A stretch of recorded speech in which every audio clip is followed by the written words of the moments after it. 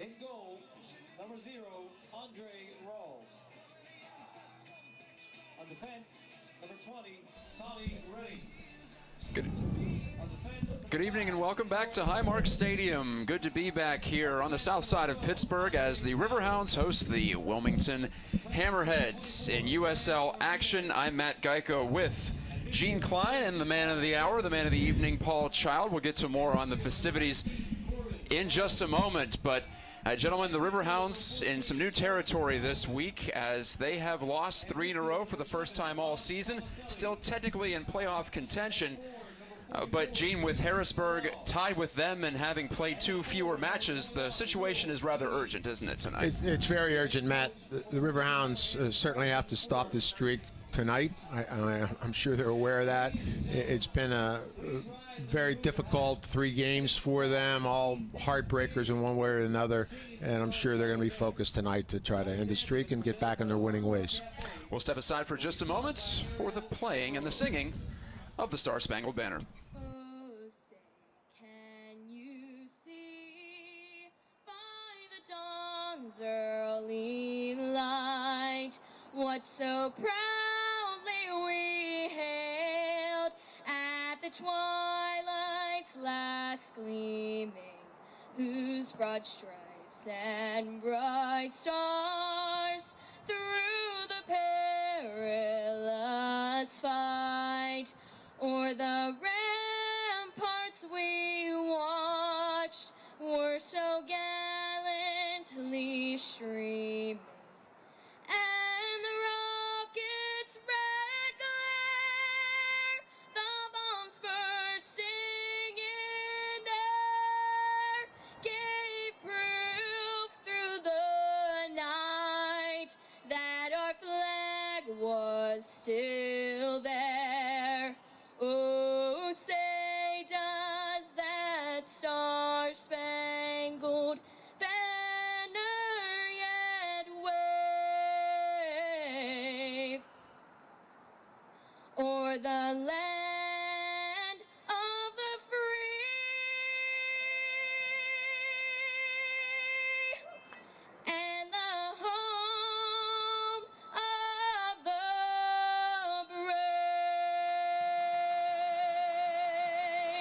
brave. Great job, Ariel. Moments And away from starting action this tonight evening, Matt for Geico with Gene Klein and Paul Child on the call. Pittsburgh! Back together. Thanks to you two for handling the broadcasts for the previous home match here a couple of weeks ago, a 2-1 loss to Louisville City FC. And Paul, as Gene alluded to, some heartbreaking losses lately for the Hounds, not just losing, but also losing in dramatic fashion in a couple of cases. And last week had to have been especially tough to take. The team up 3-1 and up a man even with 20 minutes to go at Harrisburg, just needing a point to clinch that Keystone Derby Cup.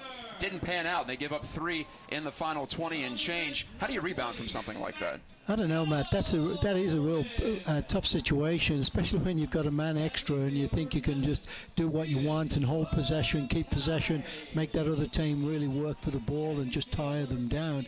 But obviously, I'm sure Mark was super upset after that and was getting on the guys' cases as soon as they got in the locker room, I would think, and saying we can't let this ever happen again, and you got to learn from those mistakes. So I'm expecting tonight when these guys come out, they've got to be coming out flying, and they've got to be closing down Wilmington and put the pressure on them because they're lower in the division. You just got to make that statement and say, hey, we're going to beat you tonight, and there's no turning back.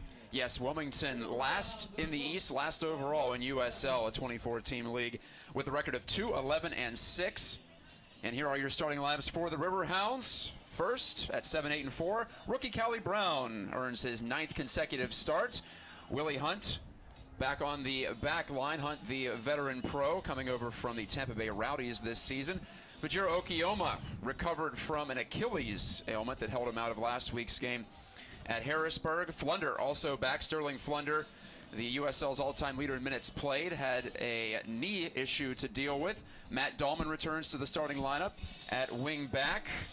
The Hounds will be looking for him to serve some balls into the box. Stephen Okai also back in the starting 11, holding midfield. There's the captain, Danny Earls. The Riverhounds going with 5 midfielders tonight. Rob Vincent tied for the league lead in points and points per game. He has 13 goals, one behind the league leader, Danny Koenig of Oklahoma City. Kevin Kerr, 8 goals, 7 assists, right up there in the top 10 USL scoring. He'll be in the attacking midfield, as will Lebo Maloto, the Riverhounds number 22.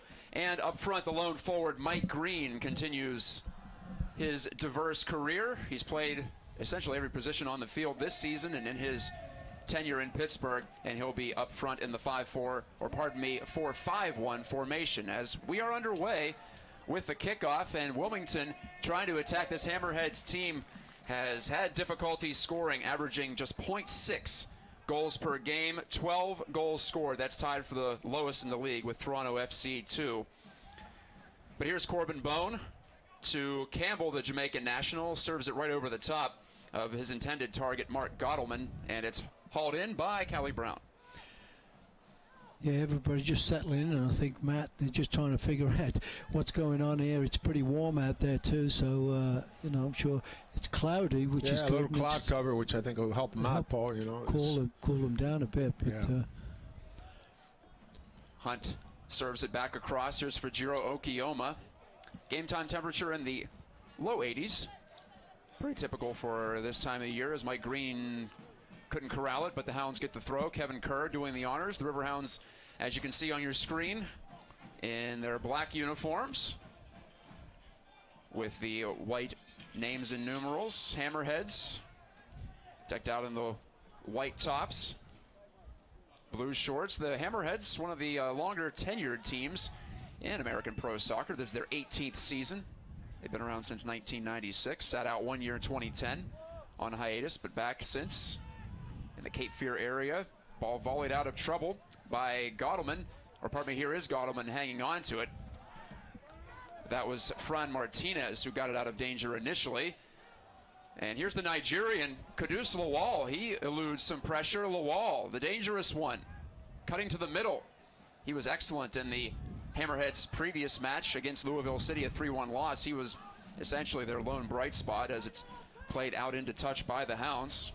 Yeah, I think it has to be disappointing in Wilmington. They have a terrific fan following and really a great atmosphere at Legion Stadium there. So these guys also have to be looking to find a way to salvage their season, Matt. I think they're not accustomed. They're usually a club that is always in the mix and one of the better teams. So I would think for their coaching staff, Paul, they're trying to just hold it down, stay tight, keep the Hounds off the scoreboard, and see if they can steal 3 points. Yeah, definitely trying to keep it under control, really, Gino, like you're saying, and just don't make any silly mistakes and let the Hounds get ahead. But as we said, for the Hounds, that's what's important too.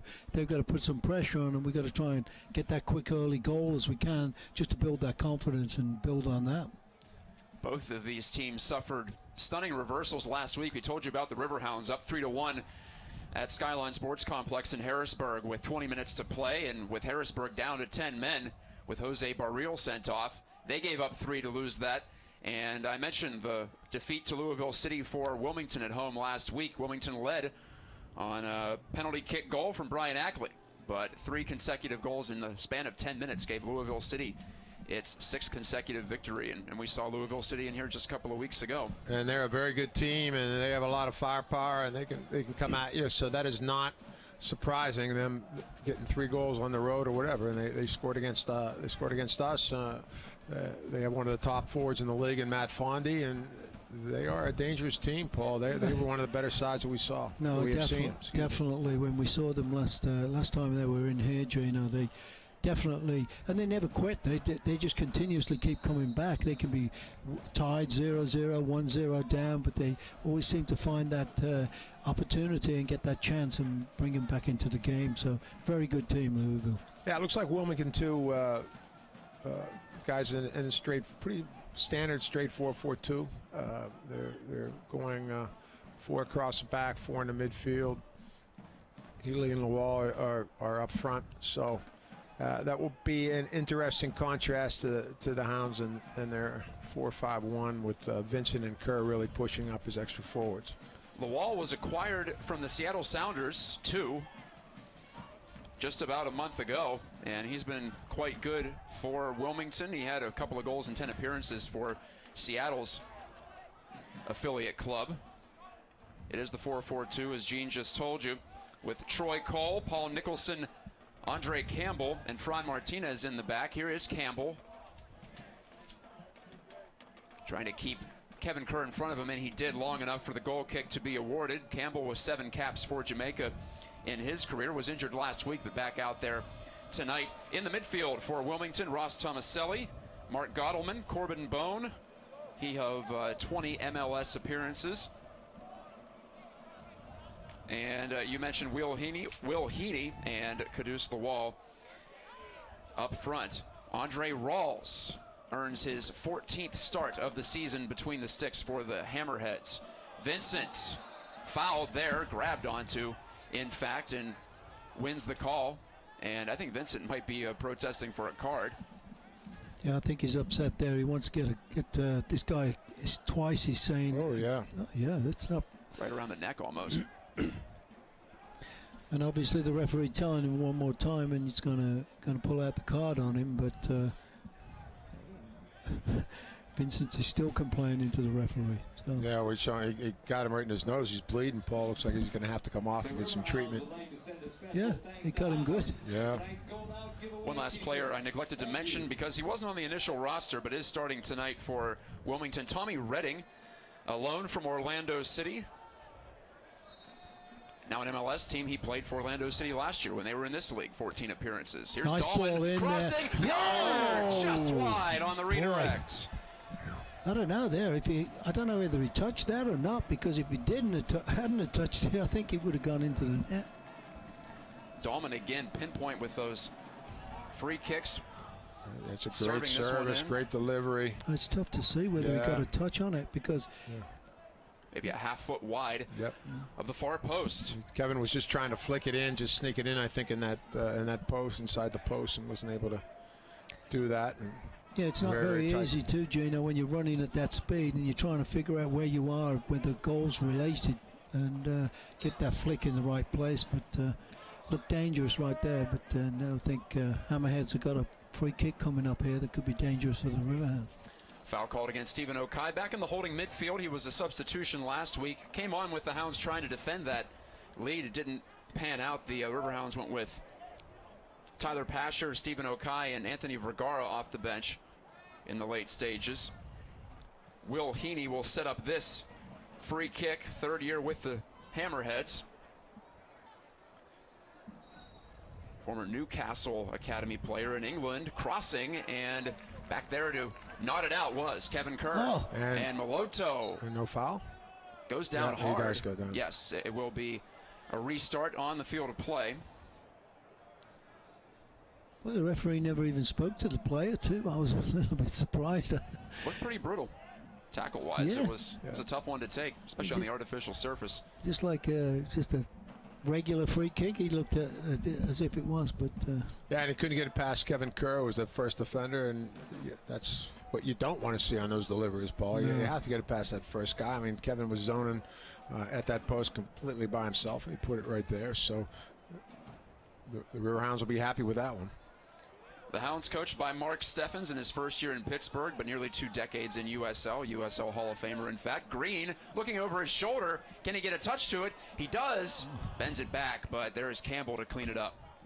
did a real good job there of getting that ball back into play and looking for some late runner coming in there to get a shot on goal. A little bit out of, couldn't tell who was there, but nice move by Green. Green is at that forward spot. The Hounds back in the 4-5-1 after a few weeks when they tried the 4-4-2 with a pair of forwards. Now going back to this formation, coaching the Hammerheads in his first year, Carson Porter, former U15 and U18 U.S. soccer assistant, also an assistant at Wake Forest for 4 years. Yeah, it's kind of strange not seeing our old friend David Irving on the sidelines, Paul. It's, yeah, really. He was there for so long and was a big part of this team and the franchise, so it is a bit strange, but things go on, move on, and players and coaches move to different places, Gino. You never know where they're going to end and up. Carson Porter spending time at Wake Forest. That's a bit of a shake-up for their staff because they lost the head coach, Jay Vidovich, to Portland Timbers. Yeah. And he is taking over the Portland Timbers, too, in the USL. So Lovely switch from Earls to Vincent. The Hounds putting together some possession as we tick toward the end of the 10th minute. No score. Wilmington and Pittsburgh, first meeting of the season, and only 2 this year. Usually you see these teams get together more than that, but a switch up in the scheduling this year, a much larger league, first of all, even though the Hounds are playing exclusively in the 12-team Eastern Conference. Here's a header over the top. Green running through, but Andre Rawls scoops it up. yeah, we've had a lot of brutal trips down to Wilmington. Yeah, really. There's Going through 12 lightning plus storms, trips. 100-degree weather. It's a tough place to play. So, And usually going and playing 2 games in a row. as you usually. say, when Mark Steffens was at Charlotte, you have to see Charlotte first and then travel to Wilmington. So, thankfully, I ball. think for the betterment of the league, that's those back-to-backers seem to be out of the schedule. Moloto couldn't head it on target, but a good effort from him. Now it's Okai. For Kerr on the overlap run, Campbell, I thought he touched it, and he did not, actually, according to the assistant referee on the near side. We have Ryan Starr and Sean Regan on the lines. Darth Newman is your head referee. Darth? Darth, yes, indeed. It's not Star Wars night. No, I was going to say, well, the movie's Highmark Stadium. The new movie's coming out, so Very ominous sounding name. Very. Authoritative, I would say. yeah.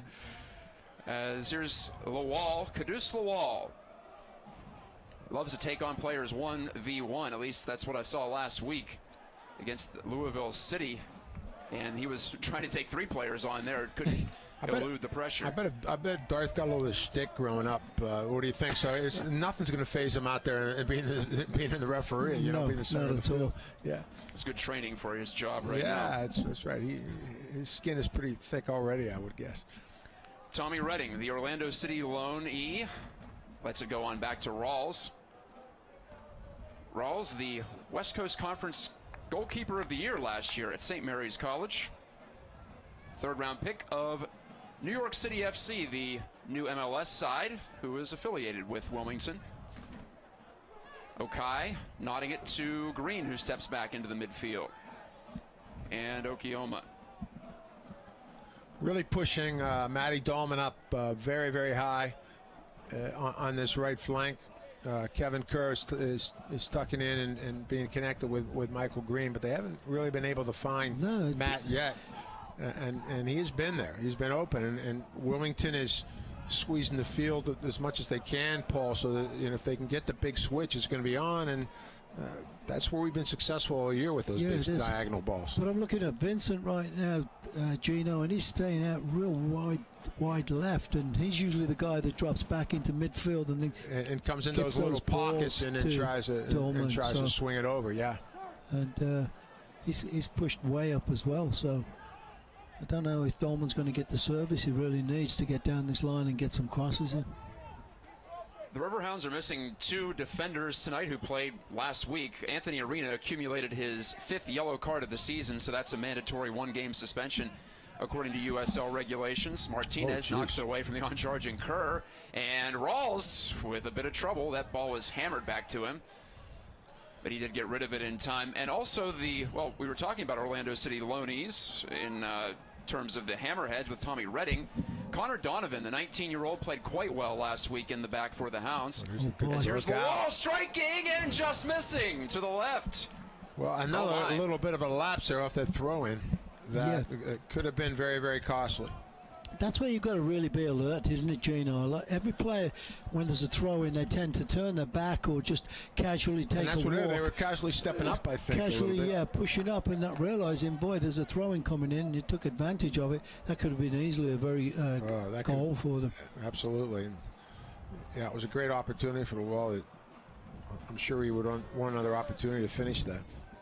The Riverhounds, after allowing a total of 4 goals in 6 matches, a span in which they went 3-1-2. They've given up 10 in their current 3-game losing streak. We've seen some breakdowns, and Really, Callie Brown hasn't had much of a chance on a lot of these goals. That time he tried to sprint out. There's a ball. Cover the angle. Kerr. A great one to Kerr. Chests it down. Campbell boots it away. Hounds get the throw. The Riverhounds, though, remain the top scoring team. Actually, they just reclaimed that title with 3 goals last week at Harrisburg. 2.1 per outing. That's 39 total. The issue is they've given up 34. So yeah, we have to be tighter, and so many of them have come from those little lapses where the Riverhounds control the game for large periods of time, and then all of a sudden there's a lapse, and it's a goal. And we saw that in Harrisburg way too many times. I'm sure that anybody connected with the team wanted to see. Linesman changing his decision there. The referee saying it was off of Riverhounds players, but I thought it was off Flunder, but he initially awarded the throw into the Hounds, and then he changed his mind. So many of those goals have been allowed in the second half. 21 out of the 34 have been given up in the second half by the Hounds. A few in stoppage time that have changed results right near the final whistle. That makes it tough. Although the Hounds have scored their share of late goals too to take wins. And they have. Real late. Not ahead. It has been a wild season, especially late in these matches. 7-8-4 record for the Riverhounds, tied for that 6th and final playoff spot in the Eastern Conference with those Harrisburg City Islanders. That's where the Riverhounds will close the season, actually. Well, I'm sure from the coaching staff with Mark Steffens and Josh Reif and Nico Kotic, I mean, they are probably disappointed with that stat of how many goals they've conceded. I mean, they feel they have a team that is certainly capable of locking down anybody in the USL, and just have to find a way to maintain that focus and that concentration. I think. I know it's been up and down the last 2 or 3 weeks actually, and you never know what's going to come out. We're kind of waiting for again the Hounds kind of like realize what's going on and make it very difficult for teams to get chances on goal and create a lot for ourselves, and it's just been not been happening. Both of these teams are desperate for the victory. They have lost 3 in a row each coming in. Brown elevating, reaching, and snatching. The Hammerheads, in fact, are on an 0-4-1 streak. They had a 9-game winless streak from late April to mid-June. It's just been a lost season for this franchise that, as you two have mentioned, usually contending at least for a playoff spot, but not this year. It's not a lot at stake tangibly late in this season. Yeah, and what they need, and I'm sure what Carson Porter is emphasizing to them is, look, you're playing for your job now. You're playing for next year, and they also owe to some very loyal fans in Wilmington to try to turn this around and pick up a couple points and get out of the basement. You know, nobody wants to finish in last in any league, and they want to show some progress here in the final third of the season. Fortunately for the Hounds, and unfortunately for Wilmington, it's been a tough place to come in here and win if you're a USL team, or any team, in fact. Highmark Stadium has yielded a 5-2-3 record to the Hounds this year. If you count US Open Cup, that's 7-3-3. So out of the 13 total matches, the Riverhounds have gotten at least a point in 10 of them. Vincent volleys it through, no one home. Green a little bit behind where that ball was played to. It was a tough ball for anything. Vincent just really getting in out of trouble and just trying to hope somebody could get on the end of that one. But we just saw Vincent actually drop back finally and do a switch of the play out to Kerr, who flicked it on for Dolman, but was a little bit too far ahead of him.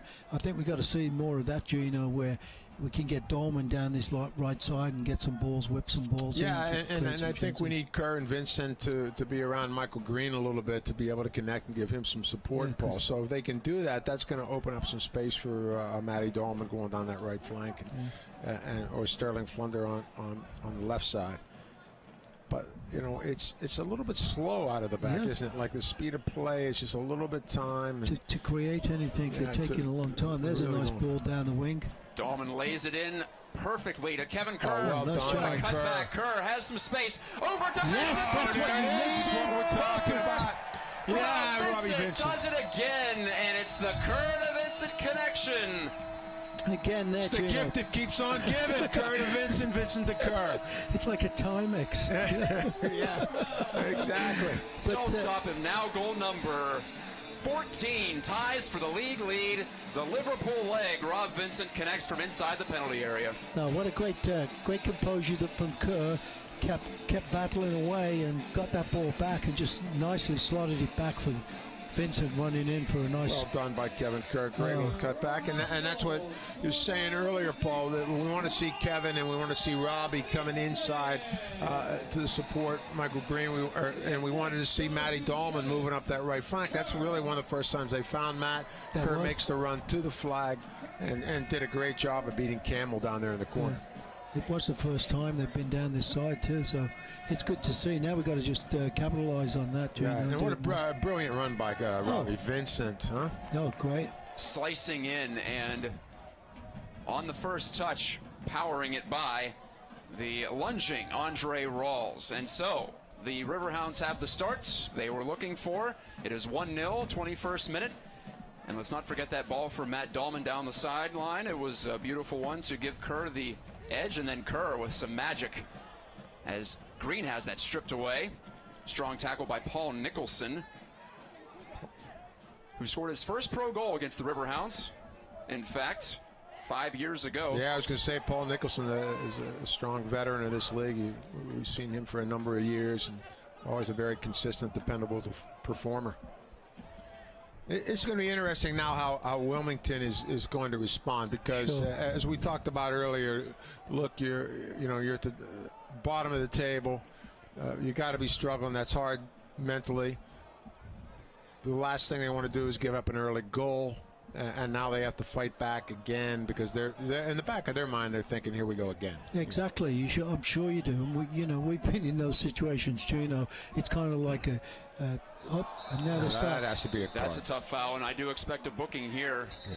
And that's when crazy things start happening like this now. They're taking silly fouls, free kicks on the edge of the box, which we want Vincent to get. A booking. And it will go to Gottleman. And it'll create a lot more opportunities for the Riverhounds as they get more frustrated because they're not. They got to get back into. And you can see that frustration. Exactly what we're talking about. How they're going to respond to this. How they're going to deal with it. Yeah. Are they going to get frustrated? And that was total frustration foul. Right? No, really.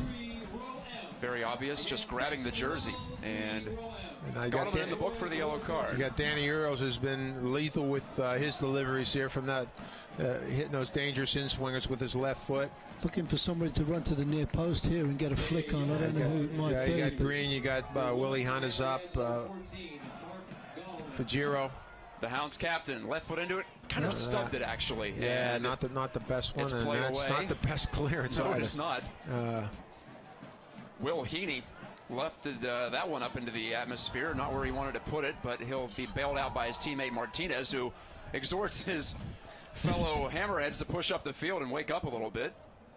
Yeah, Martinez likes to play direct, doesn't he? I think everyone's been a long direct ball with that left foot of his. And Matt Dahlman. Of course, that was more of a clearance. I get that. Off of Kerr's shoulder. Flag is up. The flag is up. I haven't heard the whistle yet. Yes, it is an offside call, saying that Kerr started in the offside position and came back. So Kerr gets assist number 8. That leads the club. Top 5 in USL. And Rob Vincent, the only Riverhound to start all 19 league matches this year. He's played in all 19. Only he and Mike Green can claim that distinction. 14 in 19 for Vincent. The breakout season rolls on into late summer. The wall. Strong move. Look at him go. All the way through the Hounds' defense. A shot and a stop off the right hand of Callie Brown. And it's intercepted. Campbell, the drive, blocked down by Okioma. Yeah, the wall did everything good except maybe a little roll back there, Paul. He had some guys running into the box, and he tried to beat Callie Brown to the near post, and that wasn't going to happen. He had it completely covered. It almost looked like he maybe miskicked it. Yeah, I think he caught him on his foot, actually, Kelly Brown, and he miskicked it. But like you say, Jane, that could have been just exactly the same as the goal we just scored. Exactly, yeah. Cut back to somebody who could have got on the end of it. So I think that was the difference, and that's the quality you get with Kevin Kerr and Robbie Vincent. Yeah. That connection, that incomparable connection that they have, that chemistry is just absolutely phenomenal. That was a handball actually called that Vincent was. Actually, the referee missed one of those earlier on too. I think a handball, but. Lawal, he wants a call at the edge of the penalty area. He's not going to receive it in that circumstance. Kudus Lawal from Nigeria, the trade acquisition, 19 years old. He'll turn 20 in about a month. Oozing with talent, though. Yeah, he looks like he's got a lot of talent. He holds the ball up really well, can take people on. I think that's some good speed, obviously, good pace. He's a young player, and he's just got to figure out when it's on for him to take players on and when it's on for laying it off to other players, creating those chances and just getting players open. 25 minutes gone. The Hammerheads working down a goal. They have possession right now, and Martinez square to the captain, Corbin Bone. Former draft pick of the Chicago Fire of MLS. Here's Willie Hunt lifting it up. Not quite cleared. Earls has to go into an aerial battle for it. It's knocked back by Green to Okai. Launches one over the top and right past Kevin Kerr. I don't know what Steven was thinking there. Kevin Kerr. Had a vision. Yeah. Ross Tomaselli. He saw to Bone. I don't know, maybe he was thinking Carly Lloyd in the Women's World Cup.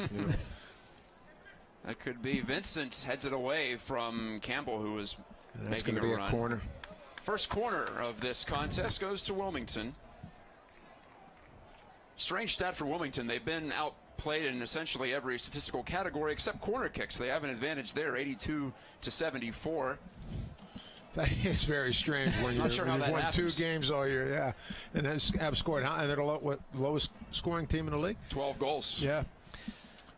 Well, hopefully they don't get one here, but they've got that goal mouth blocked with about 10 players, it looks like. Belted in, and it's off of Willie Hunt, I think, in front of the goal, and there is Danny Earls ranging into the corner to play it away. Mark Gottleman, former St. John's and Stony Brook player, to Martinez. He'll try the far sideline. Earls in front of it, and just inside the touchline, Sterling Flunder volleys it skyward. Bounces down. Both of these teams play on artificial surfaces, so Wilmington familiar with this type of short, fake grass, if you will. They play on a very similar looking surface down at Legion Field. Last week for the Hounds, though, it was at one of the tougher surfaces you'll see, the Skyline Sports Complex, about 3-inch long grass, and that can change things up. Yeah, you never when you go to you never know what that grass is going to be, do you? It's like it can be 3 inches high, it can be short, it can be very uneven, bumpy. That's a tough adjustment. Especially when you're used to playing on this surface too, and going there, Gino. It's like there's some divots and everything in that grass over there, but obviously they did really well in the beginning and just couldn't pull it away at the end. Tomaselli, one of a few Wake Forest players on this squad. Bone, and the midfield stripe, nearing the half-hour mark,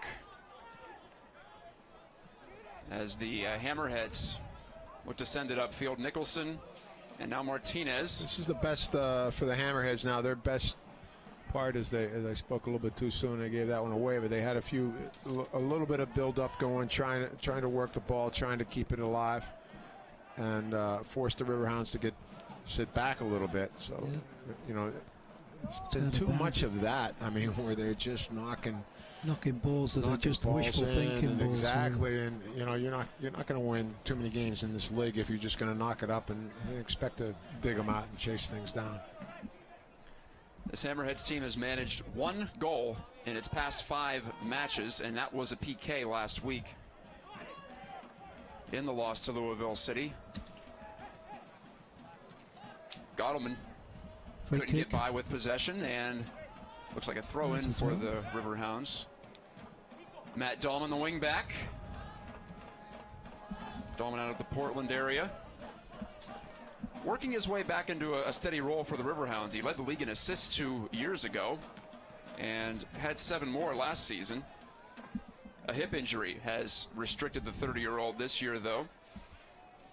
A couple of different hip injuries, in fact. One before the season, one during the season. Yeah, I remember just coming back in, and he got the first game back. I think he came in late and did something to his hip again, and Moloto is set him back and crushed by Heaney. Heaney couldn't volley it down. Bone runs on. Corbin Bone. Played it right by Okai, but that'll skid out. Wilmington getting back into the game a little bit here, Gino. They had a lot more possession than the Hounds. Once they settled it down, I think, Paul, a little bit, and try to knock it around. They look like they have some very skillful players and some guys who can knock it around. If they just maybe a little bit more patient. They just showed some impatience, I think, just trying to be direct or put some stuff over top. Yep. You're watching this game broadcast on YouTube. All USL regular season and playoff games are available live, free, and in high definition on YouTube. Connect with the USL YouTube channel today. That's youtube.com/USL.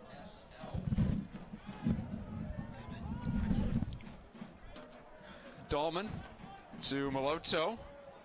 Moloto hasn't had too many touches tonight so far, but here's Vincent, the goal scorer, looking to step by, but he was cut off at the pass by Troy Cole. Vincent protesting. He picked up a yellow card for a protest last week.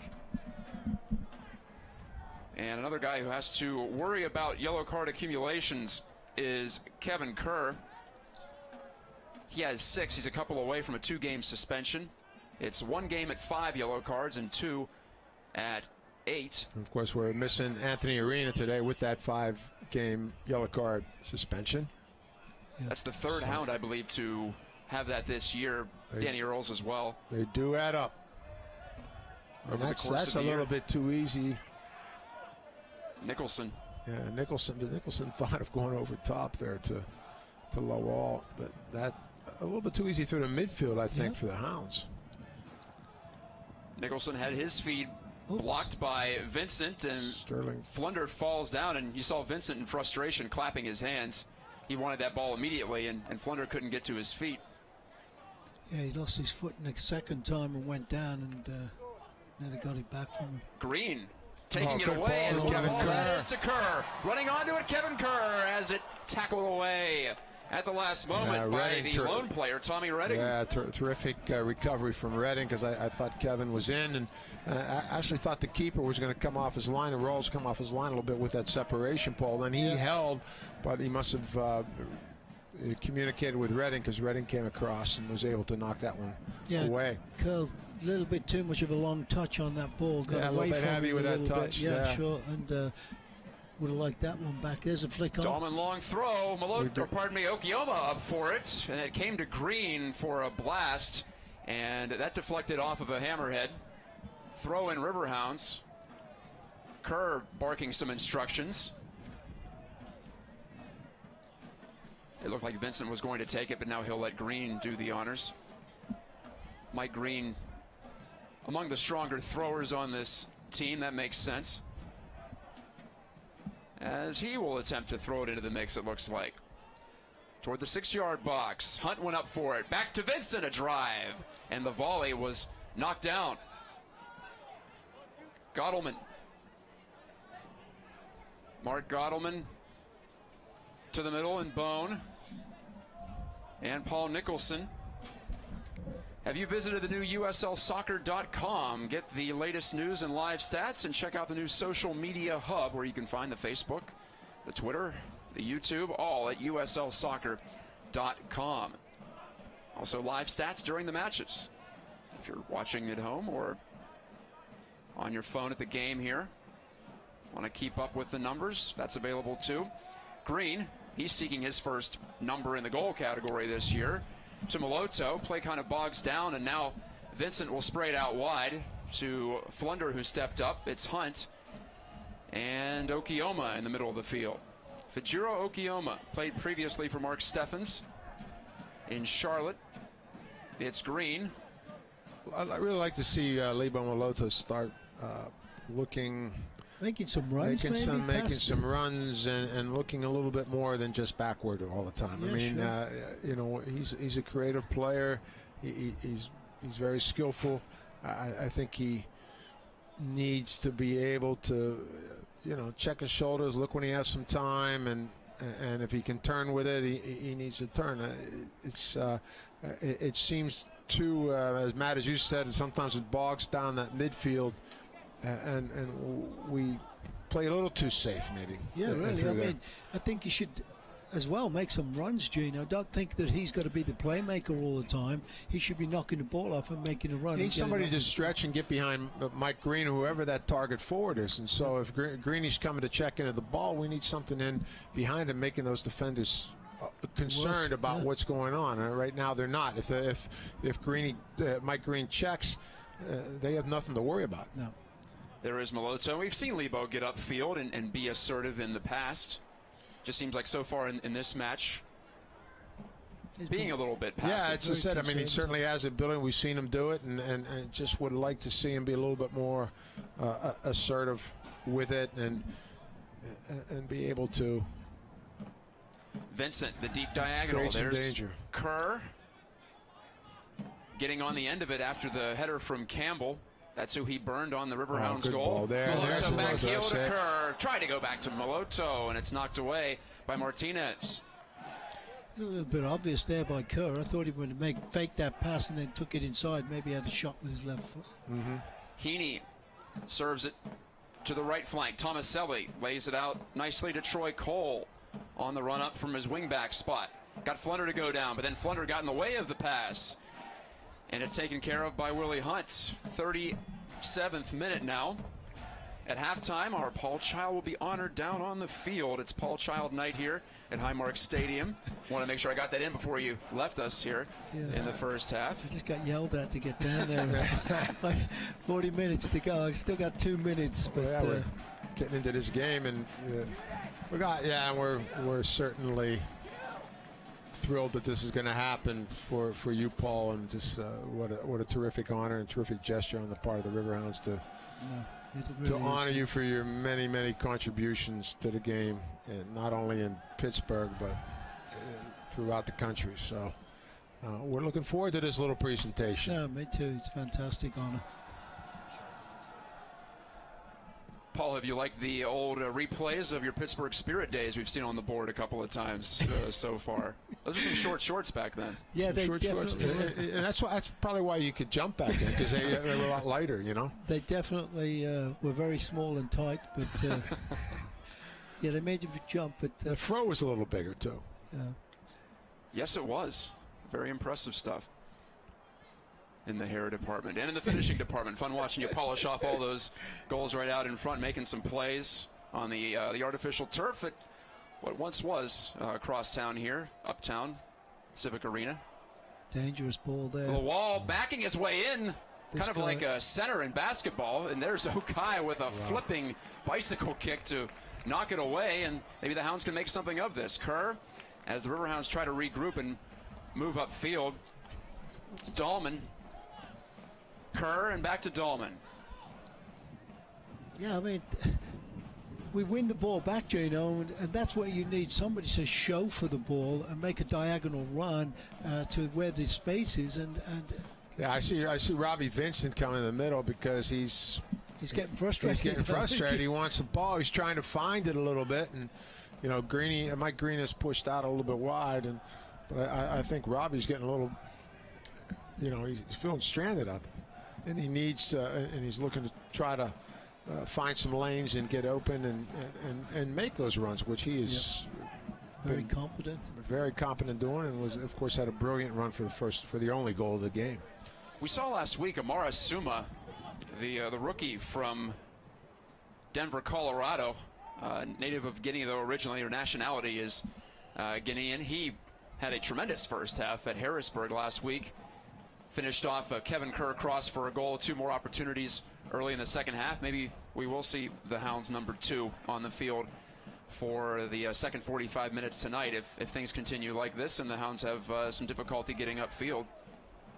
He has the speed, Amara Suma. He does, and showed a little bit of finishing touch. Here's a great ball to Tomaselli. Brownwell out, and look at him smother that one with that huge frame. Callie Brown sliding down. 6'5", 200 pounds, native of Leesburg and the former Virginia Cavalier, where he was a star keeper. Yeah, that was a good read. I mean, Callie Brown saw that one coming all the way as soon as that ball was through. I was surprised to see him out there, but he had it. He knew he had to get over that before. He had it figured out, and with that great wingspan of his, there's no way they were getting the cross off. No. There was no room, and he kept it in play, which was a benefit too, as the Hounds did not concede a corner out of that either.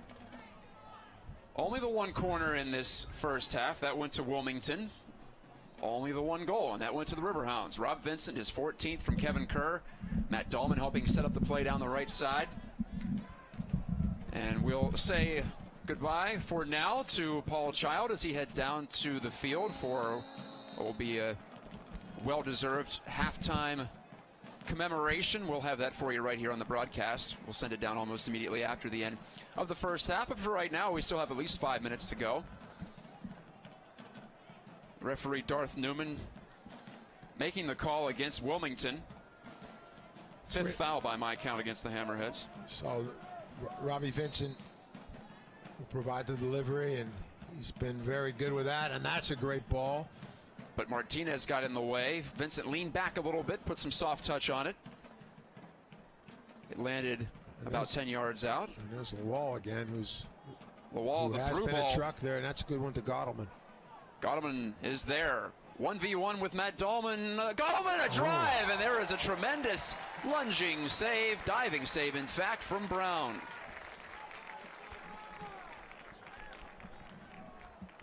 Yeah, here it is. Gottleman, you see, cuts inside of Matty Dahlman, puts it on there, opens his hips up, and, Callie Brown had that one figured, just did not really get enough on that to beat Callie Brown, and he had it measured the entire way off of Gottleman's foot. So Gottleman would have had to have drilled that to get it past him from that He's gonna type hit of that an angle. Not quite enough there, and Brown again showing up a couple of times late in this first half. Throw in Wilmington. The Wilmington Hammerheads were part of the home opener last year. That was an interesting match. That was a crazy one. That was a 4-3 final, I believe, in favor of Wilmington when the Hounds thought they tied it in stoppage time. A dubious offside call, in fact. Yes. Scuttled that goal, and the Hounds had to absorb the loss. We continue to see some of those strange results. Campbell into the box, Okioma. That's a good service by Campbell. Good battle here with he and Kevin Kerr, and Campbell that time pushing up on Matty Dahlman, but cleared away alertly by the Riverhounds. Campbell will have the throw adjacent to the corner flag. Lofts it in. It's off the head of Heaney, and for a moment, Riverhounds are putting their hands up, but Willie Hunt and Okayama, and nothing was whistled dead. I mean, the ball was still sitting there. The ball was still alive in play, and I mean, they certainly stopped. And if that would have been knocked back in, that could have been a bad mistake. So again, there's only so much you can do in that situation. Yeah, I know you want to draw the attention of the officials, but at the same time, the ball is in play and the ball is in a dangerous area. Campbell again with the throw.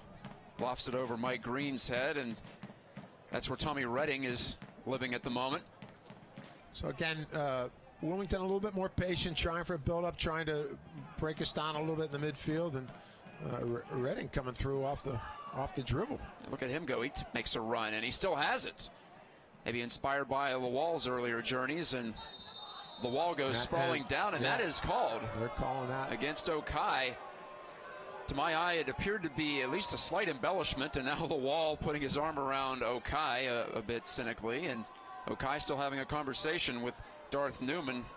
He's not going to change his mind, though, and so Wilmington gets this restart from 30 yards out or so. Haney will take it for the Hammerheads. We'll see. They're bringing a lot of people up into the box, and we'll see how the Riverhounds deal with this and what the Hammerheads do with some runs. Heaney, left-footed. He puts it in a spot that Vincent you want some up. players, but Robbie was there pretty uncontested to take it. Vincent dropping back to make the play. Gene Klein is headed down to the field, by the way, so he will be seen in just a moment on your computer or your tablet screen. Matt Geica with you from Highmark Stadium. The Hounds have a 1-0 lead They've dropped 3 straight, in danger of falling out of playoff position. The urgency is high for this one. A result needed, at the very least a point. But you know the Riverhounds are hunting 3. You may have seen plentiful gold t-shirts in the crowd tonight. Looks to be a healthy one. Most likely around the 3,000 mark, if not more, at high mark. It's our second gold out of the season here at the stadium. Here's a cross. Dahlman up in the air, but not out. Lawal. Dahlman could have been interpreted as a dangerous play. Got his foot to it. And Lawal down on his backside. He'll get a hand from Darth Newman, who's talking to him about perhaps approaching Dahlman as he volleyed that one out of danger, and it actually went off the wall, in fact, or else it wouldn't be a goal kick, and it is. We've entered stoppage time. As you see on the handy graphic here from John Powell and the folks on the truck, we're adding 1 minute approximately. Nike is a proud partner of the USL. Follow Nike Soccer on Twitter for all the latest Nike Soccer information. Nike is sponsor of the Riverhounds kits this year. The Hounds in black tonight. They've worn gold quite a bit here at home. Black is usually their go-to for the road, but mixing it up after a loss to Louisville City in their previous home match. Maloto, maybe one final opportunity for the Hounds to press upfield, or will they be content to take it into the half? They will.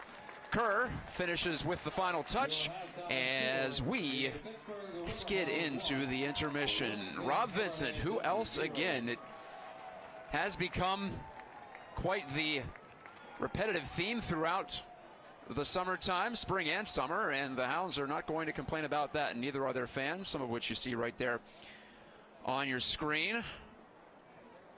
So the Hounds and the Hammerheads will adjourn to their respective locker rooms as we will have the presentation on the field coming up in just a moment. Paul Child, patriarch of Pittsburgh soccer, Pittsburgh Spirit indoor soccer, in addition to his coaching duties and now an ambassador for the Riverhounds. Both he and Gene Klein have coached the Hounds at various points, usually together, in fact, teaming up. Right from the start, they were assistants in '99 under John Kowalski. And, well, you hear them each and every home game here on the YouTube feed. There's Paul, as you see there right above the score bug.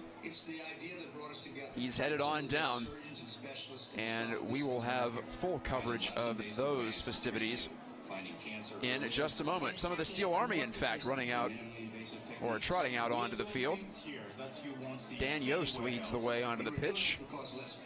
Shorten recovery times and get better results for you. We're not only saving lives, we're saving the quality of our patients' lives.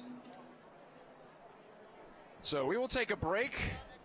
When we come back, Paul and Gene will be with me again. We'll go over the first half and set up the second as the Riverhounds have the edge in a place that's been friendly to them this year, Highmark Stadium. 45 minutes to go. We'll see how that plays out, and we'll watch Paul Child down there on the field in just a moment here. Matt Geica signing off for the first half. We'll be back in just a moment for more action. Test 1, 2. Ladies and gentlemen, please turn your attention to midfield for a special presentation. Paul Child arrived in the Steel City in 1981 when he joined the Pittsburgh Spirit in the Major Indoor Soccer League. Paul stayed in Pittsburgh after his playing career ended and served as the club's director of youth development during the 1999 inaugural season. He has also served as the team's assistant and interim head coach during various stints with the Hounds. Paul currently is an analyst and color commentator for all of our home broadcasts. Please give Paul and his family a warm welcome.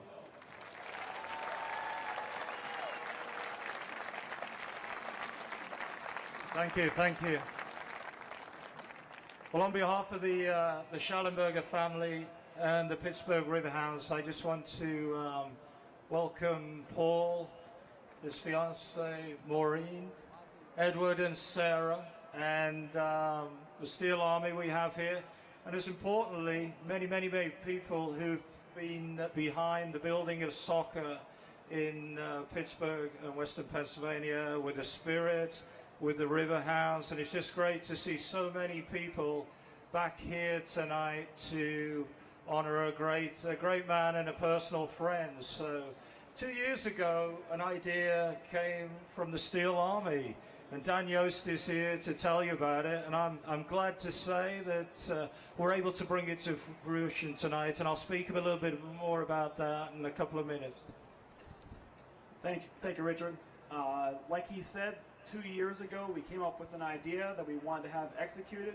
We appreciate the team for facilitating that. We appreciate Paul for allowing us to do this. And tonight, we are overwhelmed to say that our section will now be renamed the Paul Child Stands.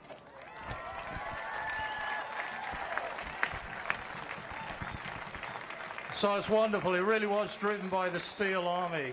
So I have a plaque here that says, Pittsburgh Riverhounds congratulates Pittsburgh soccer legend Paul Child for his selfless contribution to building the game of soccer in Western Pennsylvania.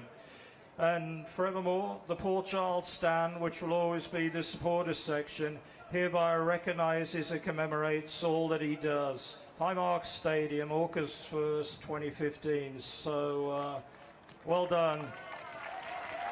And here's the man himself, Paul Child.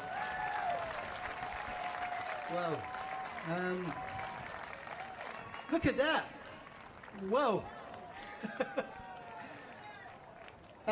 Thank you so much to the Riverhounds organization, Tuffy Schellenberger, Rich Nightingale, the Steel Army, of course, because they really put so much effort into supporting this team, and what a great turnout they've had tonight and done a great thing for me.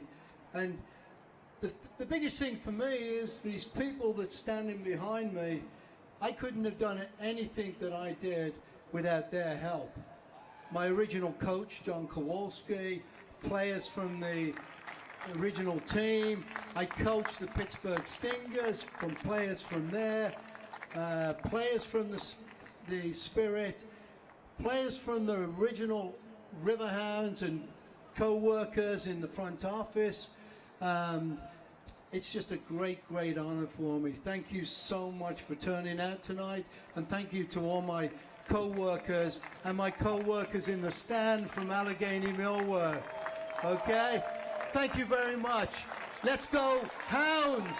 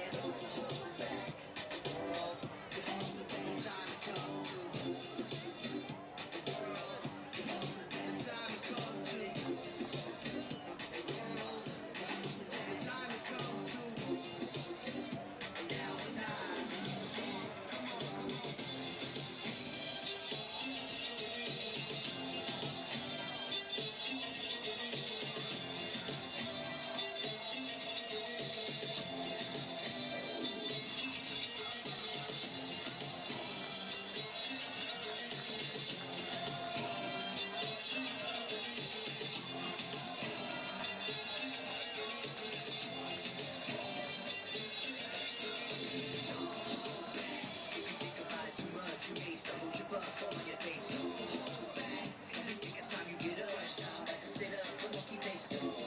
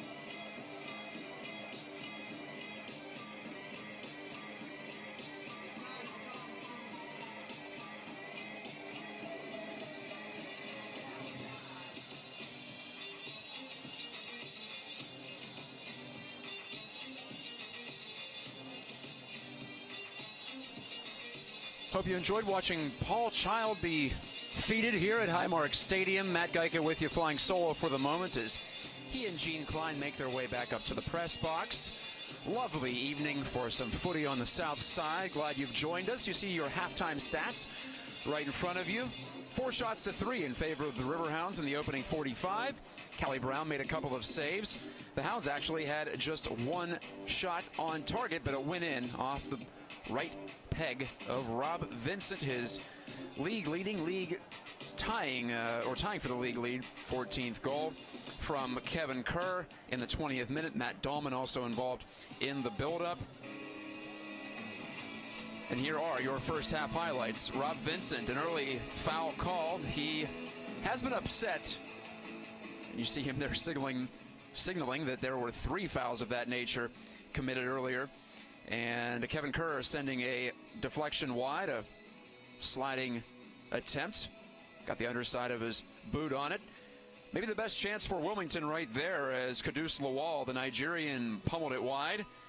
Kevin Kerr with a bit of magic, and this set up the lone goal of the opening half. Vincent, first time strike. Too much on it for the keeper, Andre Rawls, to handle as we get a look from our wonderful net cam. Bulging the back of the onion bag, 1-zip Hounds at that moment in the 20th minute.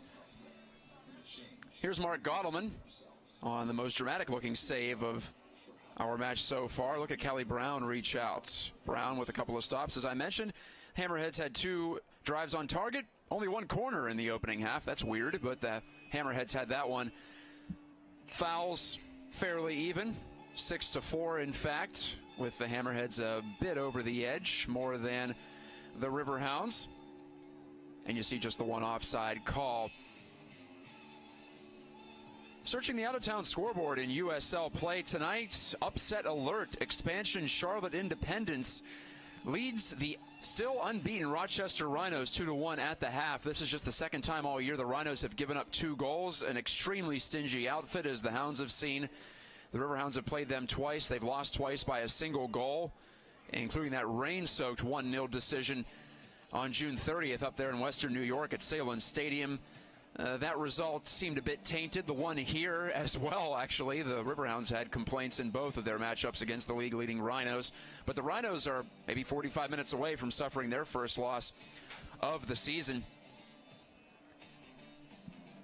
And you look around the Eastern Conference on this Saturday night, and some intrigue as there is quite the logjam right around the edge of the playoff zone. Harrisburg City and Richmond, well, they're in action tonight. Not seeing a score so far. Louisville City has defeated Toronto FC 3-2, so Louisville City just keeps rolling on. That's 6 in a row for the expansion team affiliated with Orlando City of MLS. I mentioned the Charlotte score, up 2-1 at home against Rochester. Later this evening, we'll have the Charleston Battery hosting FC Montreal. Austin Aztecs hosting Portland Timbers 2. And other West Coast action later on in the evening. Louisville City with a victory, and if the Rhinos were to lose, they would climb within 5 points of Rochester. Rochester 12-0-7. What an unreal record at this point of the year. Just a couple away from setting a new franchise record for an unbeaten streak. You'd think 19 would be enough, but apparently not enough for that accomplished franchise. The top 6 in the East: Rochester, Louisville City, Charleston Battery, who will be in here early next month. Richmond Kickers, New York Red Bulls 2, first-year squad. They're in 5th place, 3 points ahead of the Riverhounds. Then the Hounds at 25 points in 6th, tied with Harrisburg City. St. Louis FC, another expansion team. They're 3 points behind Pittsburgh and Harrisburg at 22 points. And Charlotte Independence, not out of it yet, with 20 points. So you could say 9 out of the 12 teams in the Eastern Conference still have a shot, a realistic shot of making the playoffs. Beyond them, you have Toronto FC 2, FC Montreal, and Wilmington Hammerheads holding up the table, as they say in the world of soccer. The Hammerheads entering tonight's match at 2-11-6. The Hounds at 7-8-4. But as I mentioned, 5-2-3 here at home. Looks like I'll be by my lonesome for the start of the second half as we prepare for further action. The Hammerheads in the white jersey tops, dark blue pants, light blue trim.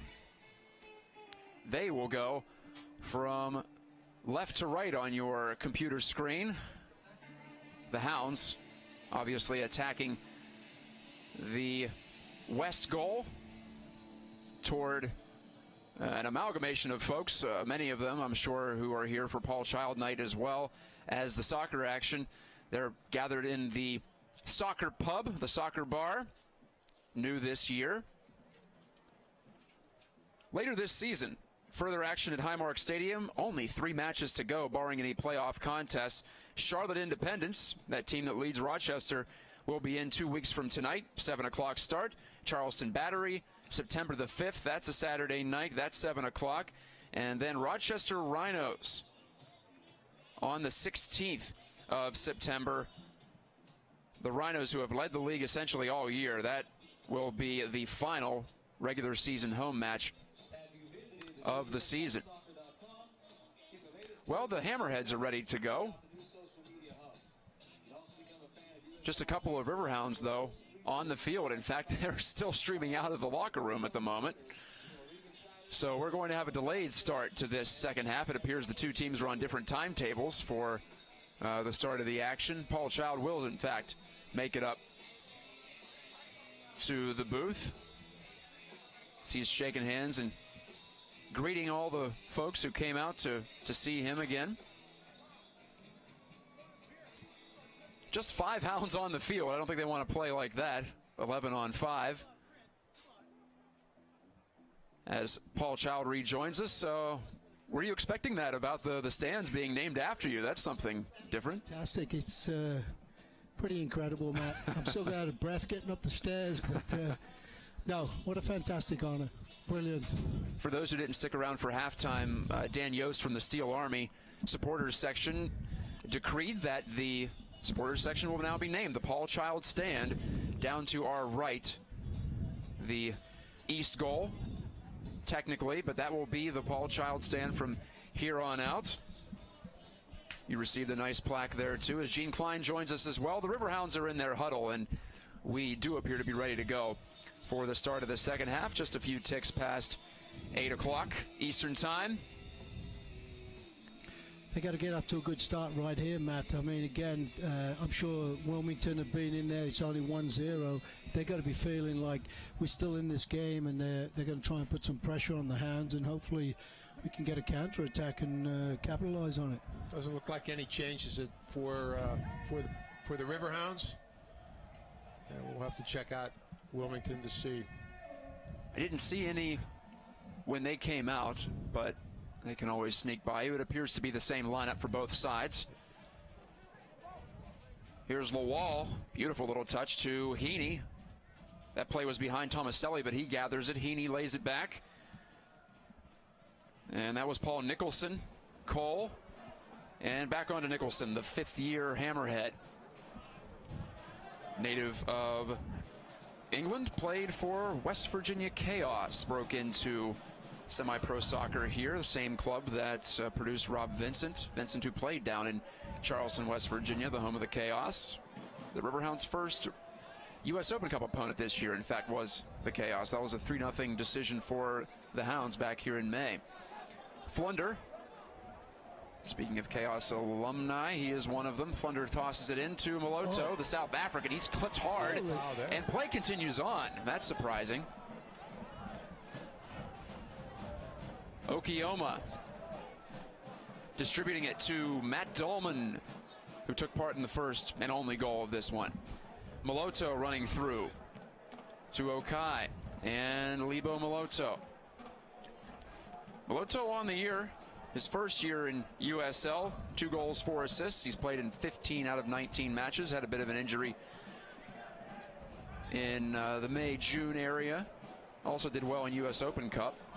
The Hounds going 2-1 in that annual tournament, beating West Virginia Chaos and the NASL's Tampa Bay Rowdies here before falling to DC United in a memorable evening, 3-1 in extra time.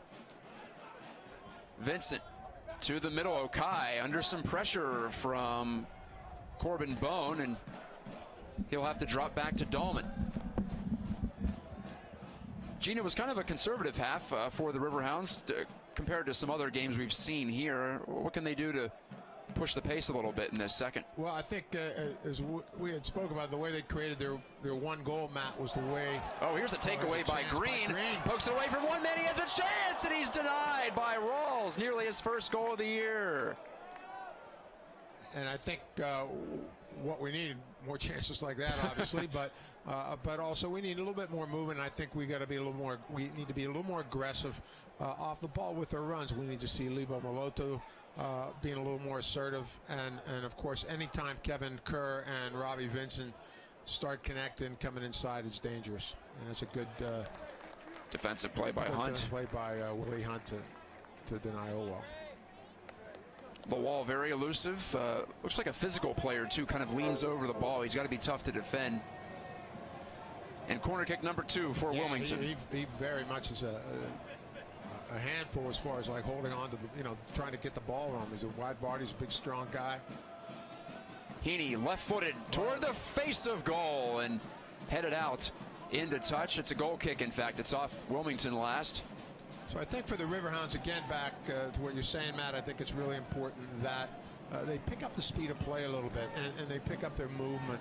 It's a nice, cool night. It's actually a perfect night for the game. Temperatures drop. It's cool. They should have a little bit more renewed energy in the second half, and I'd love to really see them pushing the game a little bit on Wilmington as we see that replay.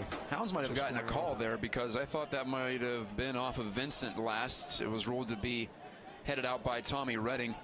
Do you think maybe not being as assertive is a response to last week when defending was a struggle in the final 20? Can that carry over to an extent? It could possibly. I think maybe they're thinking with a 1-0 lead, we don't want to give it away, as what happened with Harrisburg. So they're going to be very cognizant of that. At the same time, when we've seen the Riverhounds at their best, it's been terrific speed of play, terrific ball movement. The ball's pinging around all over the field. We see a lot of movement, at least in their front 6 or 7. And right now it's been a little bit stagnant. The only goal came off of the runs from Kevin Kerr, Matty Dolman, as well as, and finally the run and great finish by Robbie Vincent. So we'd love to see a little bit more of that. And as far as Wilmington has not been that dangerous except for playing to the wall, and I think that we can get the game moving a little bit faster. That's a pretty nasty collision there between Willie Hunt and Lawal. Looks like they knocked heads, and Lawal is up, but Hunt is not. He is still clutching the back of his head, and out come both trainers. In fact, athletic trainer Leanne Calger off the Riverhounds bench. Giveaway t-shirts. Thank you.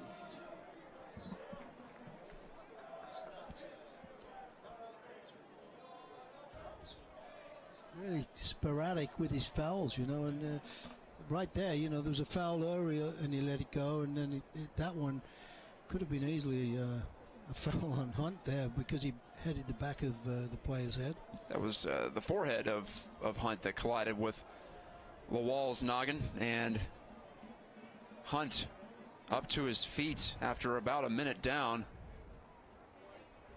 Looks like he's stinging. Looks like he's going to be okay. He's got a big bump on his head, I think. But other than that,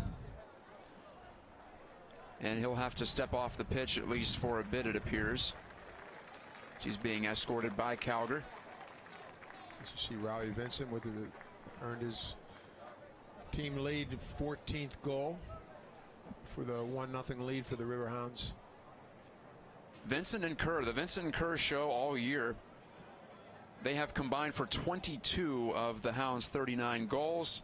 That's more than half, and nearly half of the Riverhounds' total shots. In fact, they have 91 combined, and the team has 208.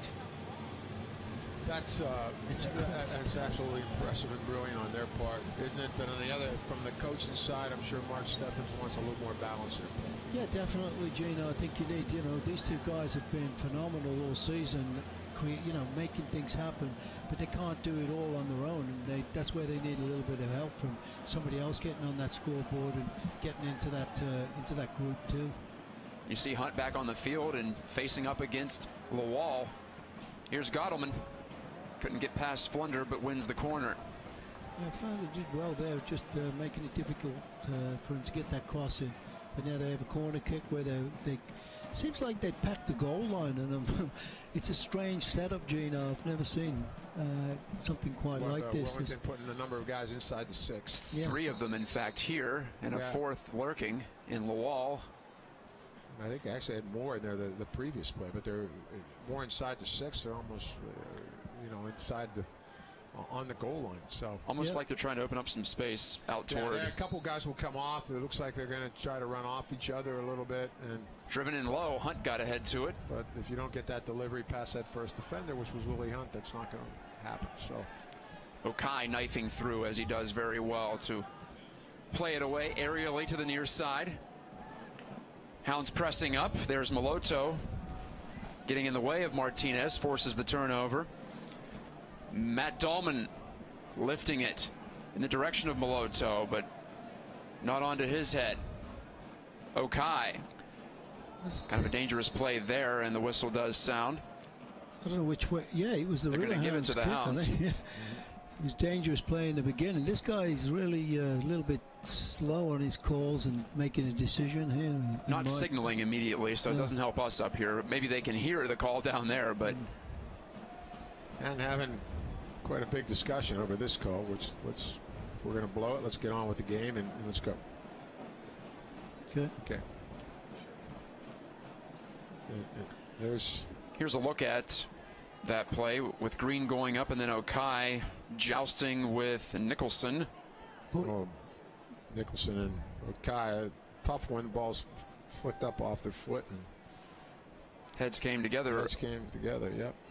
And the Hounds are going to serve it right back to the Hammerheads. Interestingly. Sportsman's conduct, that was nice. Let's just see how Wilmington comes out too, Paul.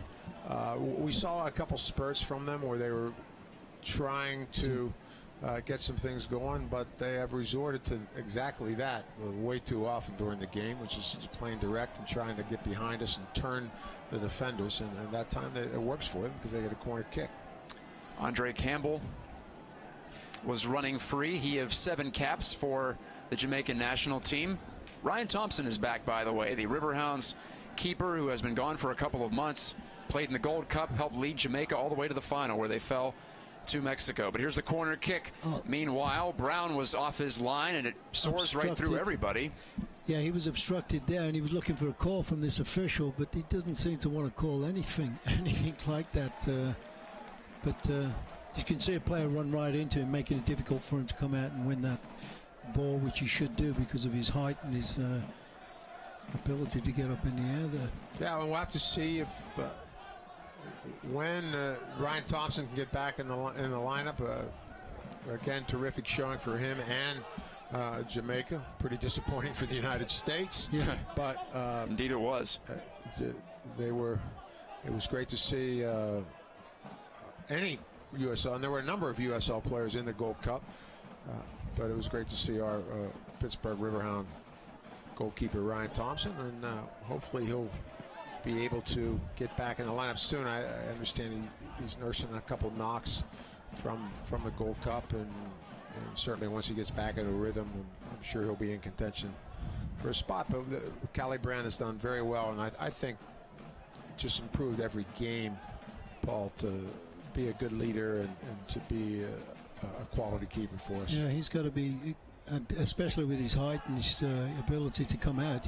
That box has got to be his territory, and shouldn't be letting anything beat him in the air, Gino. Yeah, when his first couple appearances with any rookie is a little bit different, and maybe some indecisiveness, but he has been much more confident here the last couple games. And Matt, as I think you had mentioned, some of the breakdowns we can't really understand. Can't blame the goalkeeper. I mean, the goals against Pittsburgh, nothing he could have done, or if Ryan Thompson was the goal, I don't think it would have made a bunch of difference. So he's been thrown right into it. 9 straight starts, including the one against DC United here in just his second pro appearance. That had to have been something for him. and now has become a regular, and it will be something to watch when Thompson gets back into contention for a starting spot. I thought he would be dressed tonight, but as you mentioned, some injuries lingering, and he had his knee iced pretty heavily yesterday at the training session. Didn't participate in the training session yesterday, in fact. Worked out Thursday. So Thompson, who was, well, an injury replacement himself for Jamaica in group play. Jamaica won the group in Gold Cup, and that's the furthest that the Reggae Boys have ever made it. They had a third place finish previously, and they've made one World Cup in '98 and trying to get the momentum back to qualify for 2018. Hunt drives it long. And there's a Jamaican on the end of that, Andre Campbell. Has possession a little bit better right now, Gino. It's about the first time I've seen them put about 10, 12 passes together, and there's a nice little flick. Moloto, Green, and a poor touch, and he is cursing himself there. He's had a couple of golden opportunities in the second half and just cannot capitalize, and the Hounds would love to get a goal from, well, basically anyone besides Vincent and Kerr, anyone without 6 or 10 on their back. That's what Mark Steffens has been hunting for, that third guy to get hot, and Green has been there. Yeah, I mean, on 2 occasions this evening. I would like to see him put a bit more effort into it too, you know. And Heaney, oh my, we're swerving that one just over the top left corner. And getting into that, you know what I mean, Matt? You know, you got to really, hey, here's my opportunity. I got to go for it, whether I'm going to get hit by the keeper or whatever. I think if he'd have got a touch on that ball, it probably would have beat him. He might have got hit with a collision, but that's what happens when you're forward. You got to put your head in some places you don't want to, your feet, you know. There is a price to pay in front of the goal in a lot of cases. Saw some video of you, Paul, and it was never. We did, yes. And I suppose that's there was why never any hesitation on your part. I suppose that's why I've got 3 fake teeth in the front. But no, definitely you got to. Kerr prize at Freedom Moloto, back for Green, and it's taken away. But it's Earls. Well done from Danny. Open man is Kerr, and nice Dahlman ball. serving it in, elevating Moloto. Couldn't get it on target. Good looking play by the Hounds off the quick regroup. Danny Earls got it all started. And we'll have 2 subs, our first 2 of the match, both for Wilmington. That'll be number 16, Stefan de Fregger, entering the fray. And the man from Lesotho, the small African nation in the middle of South Africa, Sonny Jane, makes his 18th appearance. Maryland product. Was quite a productive player for Maryland. He leads the team with 25 shots. In fact, Sonny Jane, he comes off the bench in this one.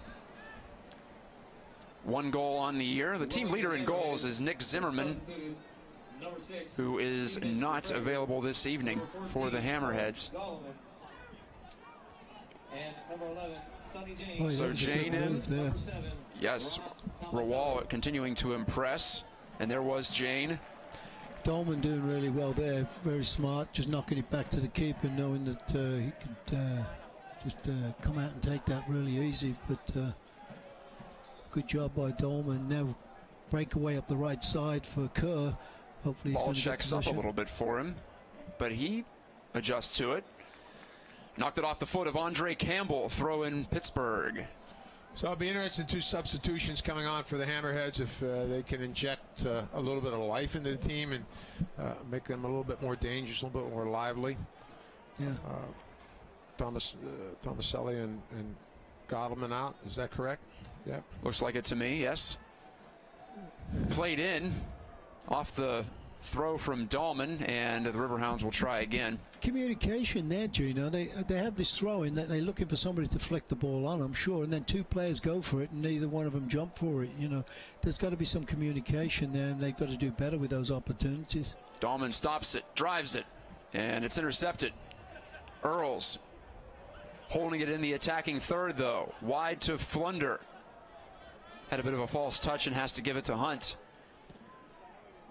Lifts it through. Green's running toward the corner. It does check up in bounds. Moloto chests it down. Good ball from Moloto. Wide to Kerr. One of the few times you'll see a heavy touch from him, and the Hounds have to regroup. Yeah, I think he tried to touch it around the defender and just couldn't get quite the control he wanted. Okai and Dahlman getting more and more involved in the attack. Lovely play by Kerr to keep that in the field of play, and now the flag goes up for an offside. Yeah, they called Diamond on that. That was very, very tight. That was real close, I thought, too. I thought he looked like he was a good foot I thought two. Martinez was back there, but anyway, tough from our angle. It is, unless you're right on it. And we can't change the call anyway. So. We can't. That's also so what correct. happens? It's a free kick for Wilmington, and the flag went up. So Wilmington has only won on the road. Curiously, they're 0-4-5 at home at Legion Stadium. 2-7-1 on the road. That is really a strange stat, Matt. Figure that one out. Yeah, for Wilmington, Wilmington, it was really, really difficult. So they're going through some disappointments, some transition, and like I said, sure they want to turn it around, and I think that their coaching staff and the players, they have to be looking at it like we have to find a way to get a couple wins here. Yeah, must. There's no.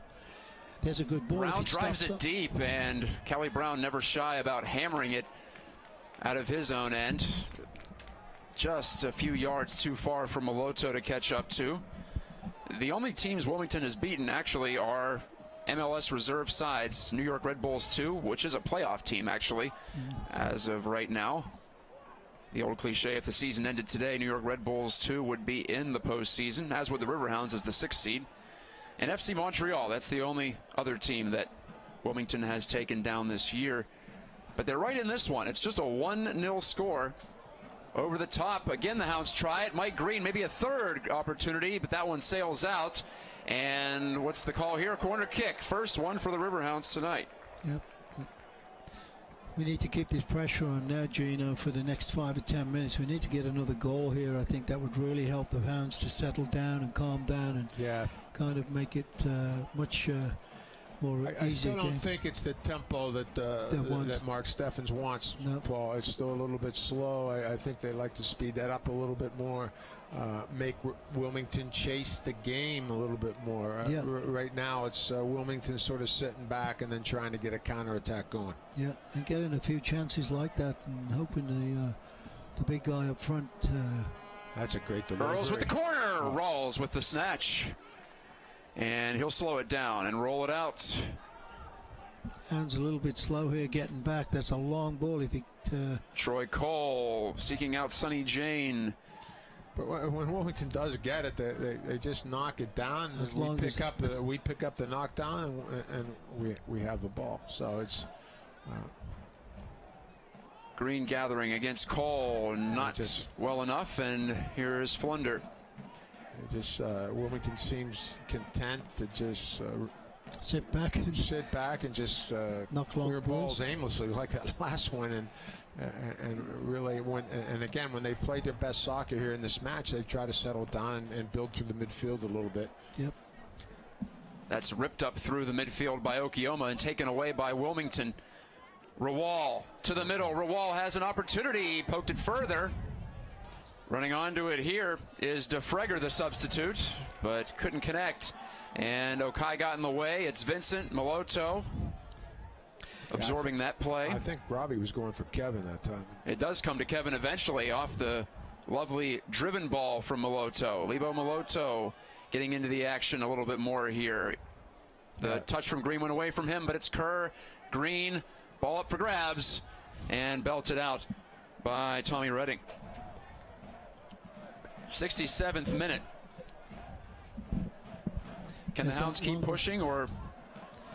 I think they've really got him, Matt, because you can't put Wilmington out here. They look dangerous every time they get this one or two chances. Law's dangerous if they, they're obviously trying to isolate him. If they get him the ball, he could pop, pull one back right away, and so I think the Hounds, like I said, they would prefer to keep the ball going and make Wilmington chase the game. And pull them out a little bit, get them a little bit frustrated, then they can maybe sneak some balls in behind, Paul. Yeah, really, that's It's not quite time for protection mode yet for the Riverhounds. There's still plenty of clock left.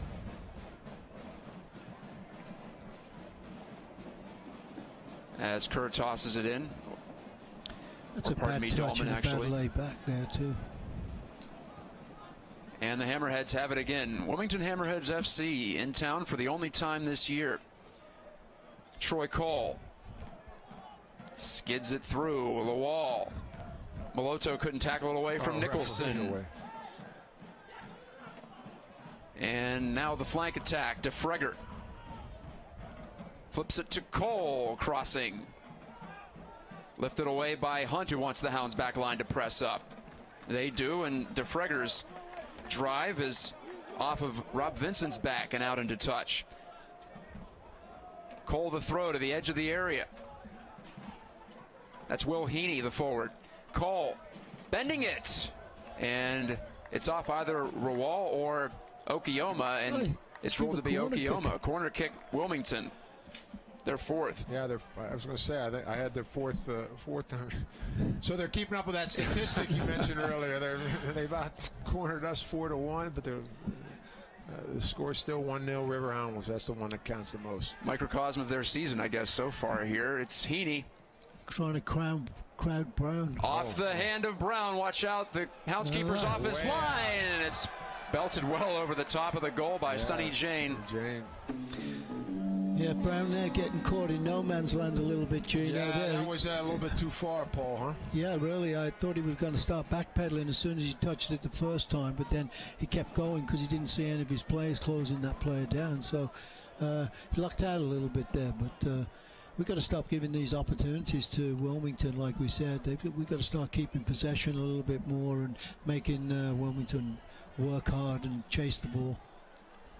Wilmington, much like the Hounds, actually, the Wilmington Hammerheads are missing 2 players due to yellow card accumulations as DeFregger trips over the ball and Vincent pushes it out. Veterans Tom Peratt and Brian Ackley, a defender and a forward respectively, each got their 5th yellow cards last week. So not only are the Hammerheads working uphill at the moment, they also are short 2 of their veteran pro players. And it is Martinez, the 19-year-old. When Wilmington does possess and knock it around a bit, I don't like where our line is, and that's a good example. We're not getting out quick enough. Bouncing ball, and Brown and gathers we're allowing to play it, and I think we got to get our backs up a little bit. We're staying a little bit too low with our pressure, and that's allowing them a little bit of confidence to get back to it. And I think. No, Wilmington's are starting to look better and better as this game goes on. They've had those spurts in the first half. Here's the long ball up to Green, who can flick it on to nobody really, and here he goes back down into the Riverhounds end again. Offside Wilmington. Offside. Heaney ahead of the second to last defender. So it's Hunt to take the honors with 20 minutes approximately to go in this one. Vincent's marker is holding up so far. 20th minute from Kerr. There is Kerr using his body wonderfully to shield off Campbell.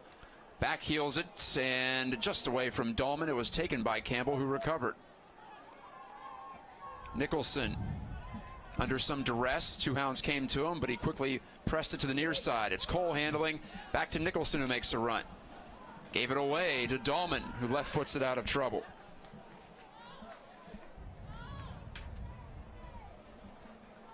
Yeah, I'd like to see the Hounds with a little bit more urgency here, Gino. Everybody pick it up a step and start putting some pressure on their players and trying to make them cough the ball up and make mistakes so we can get some opportunities. We're too casual at the moment. Right, I've been noticing Willie Hunt, too, exhorting his teammates to try to get out and, bring that through ball to Rawal, and he had it taken off his foot at the last moment. Was that Okioma, I think, who recovered? Yeah.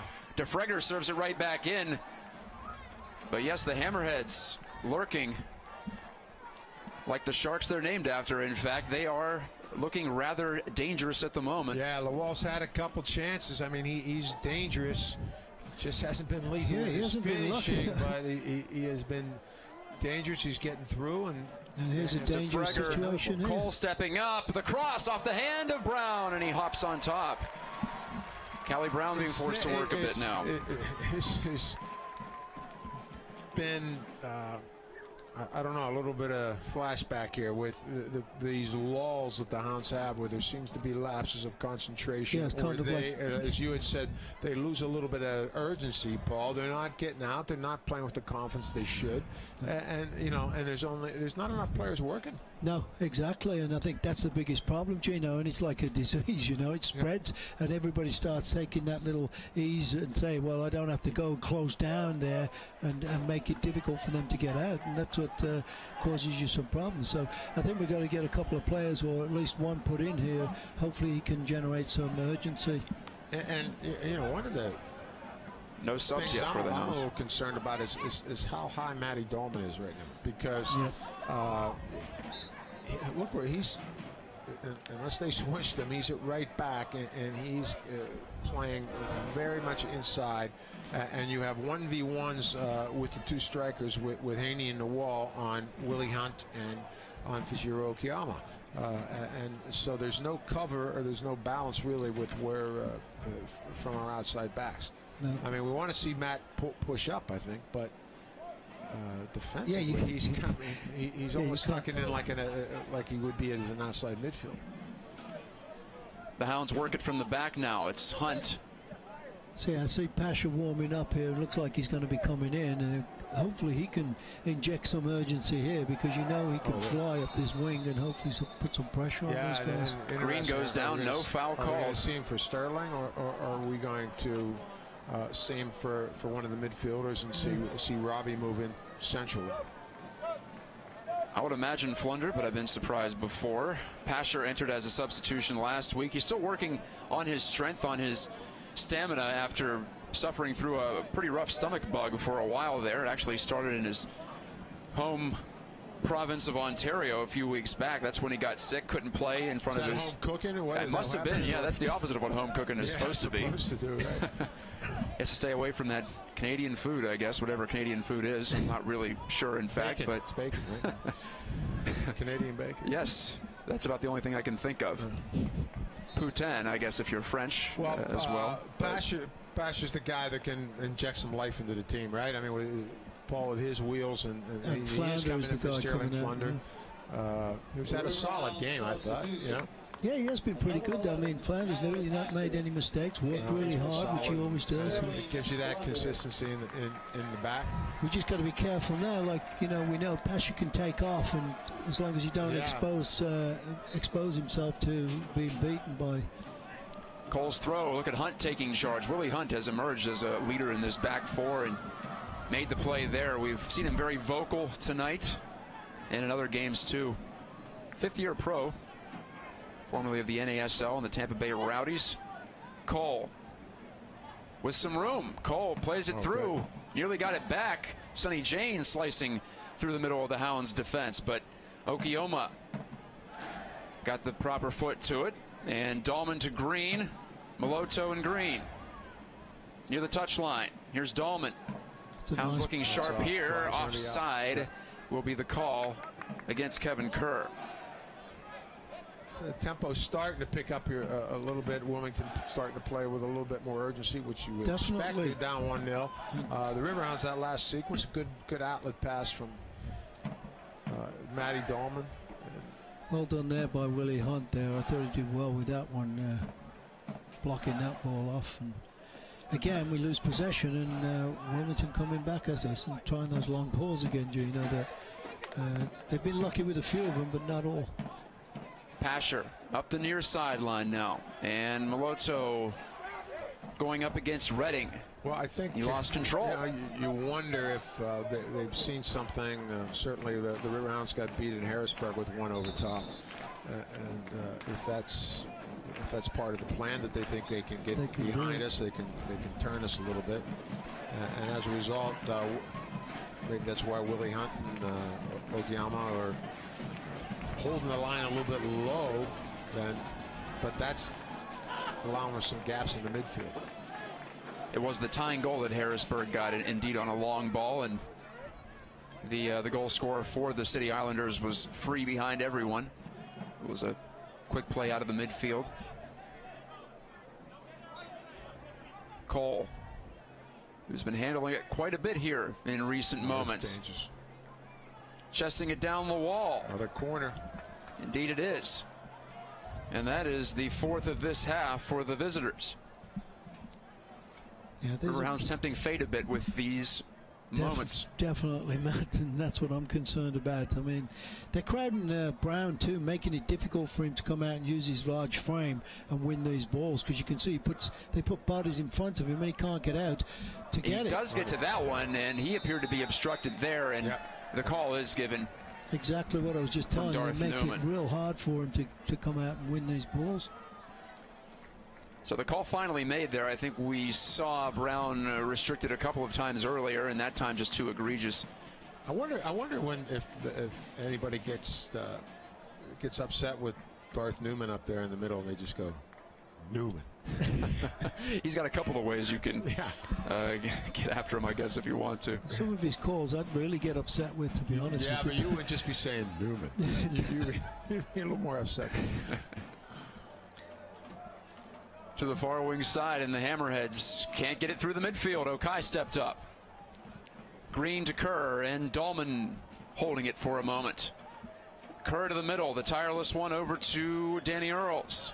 And Pasher gets his first touch since entering the contest. Oh, that's some better. combination. That's better stuff. Maloto, Vincent, look at that swerving ball, and tough one through. Couldn't grab it. Mike Green. That Green, a little bit too much from Robbie Vincent, but a little bit more movement. Robbie Vincent moving well off the ball, and here he comes in. Through to Vincent. Oh, nearly kept it within range. He does keep it, though, in the spot for Kerr, and it is Vincent.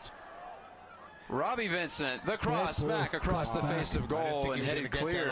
He did well, Paul. Yeah, really did well to cut that ball back away from the keeper. He just was hoping somebody should have saw that and followed it in and got on the end of it. But there's a giveaway a little bit right back into their defense. There's communication. There's looking for that long one again. 80th minute. Maloto, by the way, was lurking on that cross from Vincent. As he tries to break a bit of a scoring slump. Lebo Maloto had it going for a bit there in June. Not too much in July, and now here we are, first day of August. The Hounds with 9 games to go, 4 of those on the road, or probably 5 of those on the road, so additional urgency here too tonight. Just 3 more opportunities for the home crowd. Served in, and a header on target by Campbell, but Brown was there at the far post. Rolls it out to Dahlman. And the Hounds wing back, pushed it toward the middle, too far for Kerr, who was leaning toward the outside. Yeah, that was Green back there marking. I don't know what happened. Oh, here's a long ball and a man on the end of it. It's Jane, missed the goal. My goodness. Yeah, we got to get some urgency here, and we're going to get another substitution with Cabrillo. Cabrillo, and I would think that would be a straight swap with Michael Green, which it looks like it will be. Looks to be the case. But wow, Jane, that was reminiscent of last week, what we were talking about against Harrisburg. Yeah, I mean, Wilmington's had their chances. You can see why they're, they just don't have that little bit of quality to finish, but they have certainly created some chances. You can't fault them for how they've created them. They just got to, I mean, we have dodged a few bullets here and just not picking up, organized at times. Yeah, exactly. I mean, we're just not chasing the. Keeping track of the runners and letting them run by and getting these spaces. Well, we're not. Maloto, it's Kerr. Vincent. That's the guy. Left footed drive. Oh, he just missed it. Boy, I thought that was going to sneak in the near post there, that far post actually, and just kind of took a right turn at the end because we were looking right from behind him. And again, it's Kerr to Vincent again. Here it is, and it bends off to the right. Yeah. He gets all of that one. Look at that knuckle toward the post. Yeah, he just narrowly missed that one. So we see another substitution. Campbell's coming out for Peters. Anthony Peters in. Peters, who has had an itinerant career. He's with the Hammerheads this season. Yeah, Anthony Peters has been around for a while too. We've seen him on a number of different clubs. From Baton Rouge, Louisiana, Peters in. That's a nice ball. Oh, That's a for nice, Miro nice Chabrillo. ball. His touch is a good one. Can Vincent finish? Oh, he creased the outside of the netting with that shot. That was a good decision by Vincent there, Robbie. I mean, he knew that ball was going to bounce up weird, and he just took a kind of a toe poke with his right foot, and that just shows you how confident he is. If he hits the ball, he's just going to get it in there. Yeah. You can see he really had no choice. Yeah, he just couldn't. Look like he couldn't turn his foot in enough to get a little bit of bend on that one, or he would have had it. But as you said, I mean, that's the difference with him, and some of the other guys where he has that confidence he's going to go to goal anytime he's close, and that's why he's has 14 goals on the season. So since that chance from Sonny Jane when he was wide open on the left wing, the Hounds have been threatening twice from Vincent. Now Chabrillo closes out against Rawls.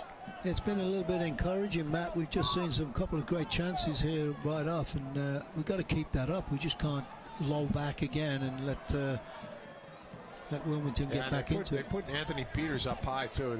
He's a big guy, though. Yeah, Jim. he's a big guy. I mean, Bone, first time cross. Callie Brown, he was waiting for that one. He's under that one, no problem. Brown, who used to play basketball in high school as well. That looked like a man going up for a rebound under the hoop. So it looks to be they've gone to a 3-4-3. They have 3 in the back. This is a chance for the Hounds to get that second one and put this game out. Yep. Chabrillo attempts to win the ball. Because Peters cannot is up high. there. He's gonna be the big body and get another one. And there he is, Peters. DeFregger working against Tyler Pasher, the first-year Riverhound. It's a good cross, and it's off the foot of Dahlman and out. Heaney was cutting in. So I got like the 6th corner for Wilmington. Is that? Yes, it is. Close? 6-1 in corners. Looks like they're going to take a shot now. I thought they were going to take a short one quick. We thought about it, but we alert on that one. Again, Kevin Kerr got out. It'll be a left footer bending toward the 6-yard box, and goal kick. It'll be a goal kick called. Indeed, it will. Callie Brown upset, I think, with a lot of the jostling, and they're not allowing him any kind of clear path to the ball. And he was talking to the referee, well, reminding him about that. Yeah, really. They're making it. It's getting obstructed pretty badly. So the Hammerheads, who have been shut out 11 times in 19 matches this season, they are on the verge of number 12, and Callie Brown seeking out his 4th. Still 5 minutes and change to go, with Amara Suma ready to check in, by the way, for the Hounds on the sideline. I thought we might see him. Vincent nice taking move. on a man. Rob Vincent scores again. How about that one? Holy smoke, that's what we just needed, really, Matt. I mean, it's been knocking on the door there, Paul. Exactly. The last 3 shots have been his, actually, and you can see he's got just that knack and taste for the back of the net, and he did a great job there taking off on that left side. That's what we said earlier. You can just tell the confidence when he gets it, he's going to go, and he's direct going to go, and he wants to score. Hell on wheels. Rob Vincent free at last, cutting away from pressure and blowing it right through. In fact, the keeper Rawls had a really tight angle, and he was able to put it through. Keeper got a touch on it, with his left foot. He did indeed. It went right through the toe of the keeper, and he went down a little bit too quick. The goalkeeper there, As we see a mob, Robbie Vincent mobbed by some teammates, and Robbie Vincent again is the man of the hour for the Pittsburgh Riverhounds. We are repeating ourselves, but it's for a good reason, because Vincent has done it once again, and that's a relief for the Hounds and their fans. Okai checks out, Suma checks in on the stoppage in play. I'm sure Wilmington are going to throw everything they can at the Hounds, but they just lost possession right away, and Cabrillo going down the line and trying to take some time off the clock, I'm sure. Oh, and he gave the ball to... thought he did well there and got a throw in. Hunt backtracking, and now can the Hounds keep the clean sheet? That'll be the remaining drama at the moment. 87th minute. Handball. That's blatant handling from Heaney. Well, I think, hopefully that is, Yeah, we never know. Yeah, maybe I shouldn't say that, but it's the icing on the cake, we're hoping to say. Hope that's the proverbial nail in the coffin. That's what they needed. You know, Wilmington made their move, putting Peters in up high, going to 3 in the back, and that just opened it up a little bit more for Robbie Vincent. Cole was out there on the right, Troy Cole, and really couldn't deal with Vincent. And Vincent started going after him right away as soon as it was 3 in the back, Paul. Yep. You know. That's exactly it. There weren't as many bodies back there, and Vincent got around the edge. By the way, Callie Brown was just given a yellow card. I don't know if that was for delay of game or insubordination. Yeah, I missed that one. I mean, probably delay a game. The referee did warn him about it the last time, I think, and so Brown gets his first booking of the year. The keeper gets a card. Earls with the header. It's out to Wilmington. Another train goes by. The Riverhounds have dropped 3 in a row since a win at Toronto FC 3 weeks ago. But moments away from starting August on the right boot. It looks like Coach Steffens put Morris Suma up front because Miro Tribrio is way back to deal with the big man Peters. Yes, and he just did there, won the ball. Just won that ball. So that's a good job he did there. Yeah, he's left Suma. No, Maloto. I apologize. Maloto's up, and Suma's sent through, deflected by DeFregger. It comes right back to him. And beautiful move by Nicholson, driving low. Brown has to be sharp to hold that one off. On the far post too, if he could drive that across. You know what, though, Gino? If I was him too, I'd have gone for goal because he caught everybody like napping there, and nobody came out and closed him down. So keeper did well too, though. Brown getting that smothered up and getting the Hounds are trying to close this one out now. Maloto's gone up, Suma's gone to the left mid, Robbie Vincent has gone into the center, and Miro Tribrio as it looks like he's going to straight man-to-man marking with Anthony Peters. And Willie Hunt just hanging out behind him, picking up anything loose. Right, so that allows Willie to play off and try to win those second balls. But Miro's chasing Peters all over the place. Yep. Nicholson switches up the play. Martinez to Lawal, back to Martinez, or at least trying to, but it didn't work for Wilmington. 90th minute. We figured to have at least a couple of minutes of stoppage time added on. Yeah, Pittsburgh native Nick Kolarek is warming up and perhaps ready to check in what would be just his second appearance of the year. Peters going up for it, and Brown just a bit too tall for him, a bit too well positioned for him on that play. Yeah, it's good to see Nick Kolarek get in the shot. Get on the field here and get a little bit of time. Sure, he's been working hard for training. Great kid, West Allegheny product. Yep. Century, I believe, youth program. Yes. And St. Francis University star out in Loretto, Pennsylvania. This boy still keeps trying here, and Lawal. Oh, here's an opportunity sought out here. Jane, and the Hounds compress it back with a 2-0 lead. Yeah. Kerr to the open man, Suma. He scored last week. Can he do it again? Suma slows it down a bit. He's surrounded. Still has the ball. Off to Maloto. Off the post with it. How the heck could he hit that post from there? My goodness, he did, and it remains 2-0. Kerr was hammered in the midfield, but advantage was given, and the Hounds nearly took advantage of the advantage call. Yeah. Well, there's so much happening on that play, and it ends up resulting in nothing. There's a foul. No, it looked like it for sure. A hard bump to the back by Cole on Maloto. And Suma couldn't leap past Paul Nicholson sliding in. Kolarek will get his opportunity to check in. Yeah. Good coaching thing here, just wasting another minute or 30 seconds. Right. And that will be Lebo Maloto, who will come off the field. So Kolarek is, as I mentioned, second appearance. He has but 2 minutes to his credit in USL play. He'll get at least one more here. Maloto I out. say not much time, Paul. Maybe 3.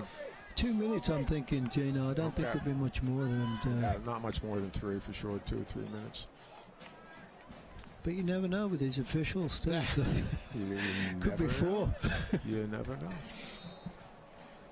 Pasher handles the throw as we reach the final moments of this one. Glad to have you along here on the YouTube he channel kept for the it in, too. Riverhounds. And yeah, what a tremendous play by Pasher. Cross too strong, but Dahlman is there to overlap. Spins it on back, and Vincent was there, but kind of an ill-advised play. Yeah, Vince, he was looking. The fourth official has not signaled yet. I don't think I saw a signal on time, unless we all missed it. We're pretty deep in the stoppage. We're into stoppage time. We've been there for a couple of minutes. I think it's 2 minutes. I saw red down there, 2 minutes, but you never know. But he didn't. I never saw him put it up. We're more than 2 into it. Yeah. Cole. Nevertheless, Cole will go deep with this one. Nothing doing. DeFregger and Earls battle, and DeFregger grabs him. 16 on 16. Violence in that area of the field, and just appears to be a run-of-the-mill foul call, nothing more. A lot of young fans here looking, got their gold jerseys on, and Gold jersey, yeah. very happy about that. Good crowd tonight, and big 3 points that the Hounds definitely needed. So pleased they could come away with it. Kevin Kerr probably just take it, try to kill it in the corner. That's what it looks like here. He finds Earls, who steps up, in fact. Well out of his usual area. The referee almost intercepted a couple passes. He was deep in that corner. That was a bit odd. Kolaric elevating. Advantage called. What's this Vincent in open field, maybe a hat trick chance. No, he gives it to Matt Dahlman. Back to Vincent. Trick. There it is in stoppage time. Let him kick out the jams. Vincent, his third of the night. Robbie the HT just keeps doing it and keeps putting in the back of the net, and again, great run and great confidence. You can't miss those kind. That was a great ball by Dahlman. You got to give him credit here, because I thought he was going to take a shot, but great decision. There was 2 players in front of him, the goalkeeper and defender. Saw Robbie just sneaking in there and just Robbie picked that up and then found Matty Dahlman pushing up and gave him a little touch with the outside of his right boot, and unselfishly Matty Dahlman gives it right back to him. Matt Dahlman involved in 2 of the Hounds' 3 goals tonight, so he gets the field back a little bit more too. And Miro Cabrillo is just winning everything. He did and that's it. We do finally get the whistle, so we played a lot longer into stoppage time than I thought we would. But that's good for Rob Vincent, because he gets his third on the night. There it is indeed. It's a 16 goals. Final score, it is 16 goals, 3 tonight. Vincent pots 3 as the Hounds get the win 3-0. Your final, a clean sheet for the Riverhounds. They get it done with Callie Brown in between the 6 once again. That's his 4th shutout of the year. No, that's great win for them. Looked a bit ropey at times, Gino, but they held on and kind of like picked the pace up in the last 20 minutes of the game. Yeah, I thought it seemed once we made a couple substitutions, that brought a little bit of life into it. I mean, Tyler Pasher was pretty conservative for Tyler Pasher, but there was a little bit more of a spark, and Miro coming on also, I think, did a great job. Well, did a good job holding on to it, and then when they when Wilmington went 3 up top, then he dropped back. But things opened up when they went 3-4-3. Yeah, when they felt that they needed to start putting pressure, and then taking that 4th defender out of defense really helped Vincent obviously create more opportunities and getting some space and do some damage. Certainly, this is a game where Riverhounds need. I mean, and I'm sure a tremendous relief for the team, for the coaches. It's a good feel-good move to get back into it and on to the next game, but they need to get back in a winning column. Second half highlights. Mike Green an early chance, and Rawls' best save easily of the game there, sprinting out. A second look for Green, and he just kind of missed that whiffed on the touch. Had a chance. Here's Lawal. Lawal's had a few chances. Yeah, this boy's a young guy though too. He's only 19 years old. You say he's getting in some great positions to where he can get some shots on. Campbell on the mark there. Robbie Vincent just missing. Well, he could have had 5 tonight, really. He really could, and I think this is the one that just misses. Second one here. No, this is the second goal. Yes. Yeah. He also had a chance where he hit the outside of the net from that similar angle, sharp angle. He celebrates there. That's his 15th and second of the night. There's one Nicholson on Callie Brown, tries to beat him to the near post. And here it's Suma, the one that could have ended up a really nice play by Suma to drag it through, and Moloto flush off the post. Yeah, just crushed the post. And here's Vincent to Dahlman and Dahlman to Vincent. And that's hard to say. We're usually saying Kerr to Vincent, but we'll say Dahlman yeah, for to once Vincent. it's Matty Dahlman. Hopefully that's going to be a new combination as well, adding more to the attack as well, which we need. Yeah, no. As the Hounds celebrate with the Steel Army, many of them clad in gold, and the field is overtaken by youngsters looking for autographs from their favorite Hounds players. They'll have their pick tonight, as it's a happy Hounds team, no doubt, a 3-0 win here at home, and just 3 home matches to go, so they take advantage of this one and breaking the 3-game losing streak. We've got to have a Paul Child night every time we play at home. We really should. 3 points. How many I'm going to go right to the top of this one. Yeah. Just keep renaming the same one. It's okay. But no, might get repetitive I'm so after a while. pleased. That was important tonight. It was a great night for me, guys, but it's a great night when the team wins as well and gets the 3 points, which we desperately needed. It had been a while, and so the Hounds will go back to the road next weekend, back to Toronto, actually. Suburban Vaughan, Ontario, the Ontario Soccer Centre, which they helped open last month. It'll be another matchup against Toronto FC2, another chance to, you don't want to get too overconfident, but that's a chance to get 3 points on the road there, as they did last time they were up there, and then right back here in 2 weeks to square off against the Charlotte Independents, the expansion club, which last I saw was leading Rochester, maybe about ready to deal the Rhinos their first loss of the season. But neither here nor there tonight. 2 matches coming up against teams that are out of the playoffs, guys. That's the big thing. So more opportunities to solidify their playoff position. Yeah, I mean, we definitely need that. I think it's important for the Hounds to go on a little bit of a run here after that difficult 3-game stretch, and now we need to continue to keep this moving. And I mean, certainly Toronto is a terrific opportunity for them to pick up another 3 points. You got to feel comfortable going up there, Gino. They played actually one of the better games of the year up in Toronto the last time we played They there. did, yeah. And hopefully they can go back with that same kind of attitude and come away with 3 points, because they don't go on to Montreal after that game. They come back on, and it should be hopefully a good away trip. Short trip up to Toronto. Thank you so much for tuning in tonight, for clicking and watching on youtube.com/USL or riverhounds.com. Appreciate the services of Chris DeVivo, John Powell, and their staff. I'm Matt Geica with Paul Child and Gene Klein. It was Paul's night. It was the Riverhounds night, too, here at Highmark Stadium. Your final, Pittsburgh 3, Wilmington Hammerheads FC, no score. Until then, we'll talk to you in 2 weeks right back here on the South Side. Good night. Good night. Good night.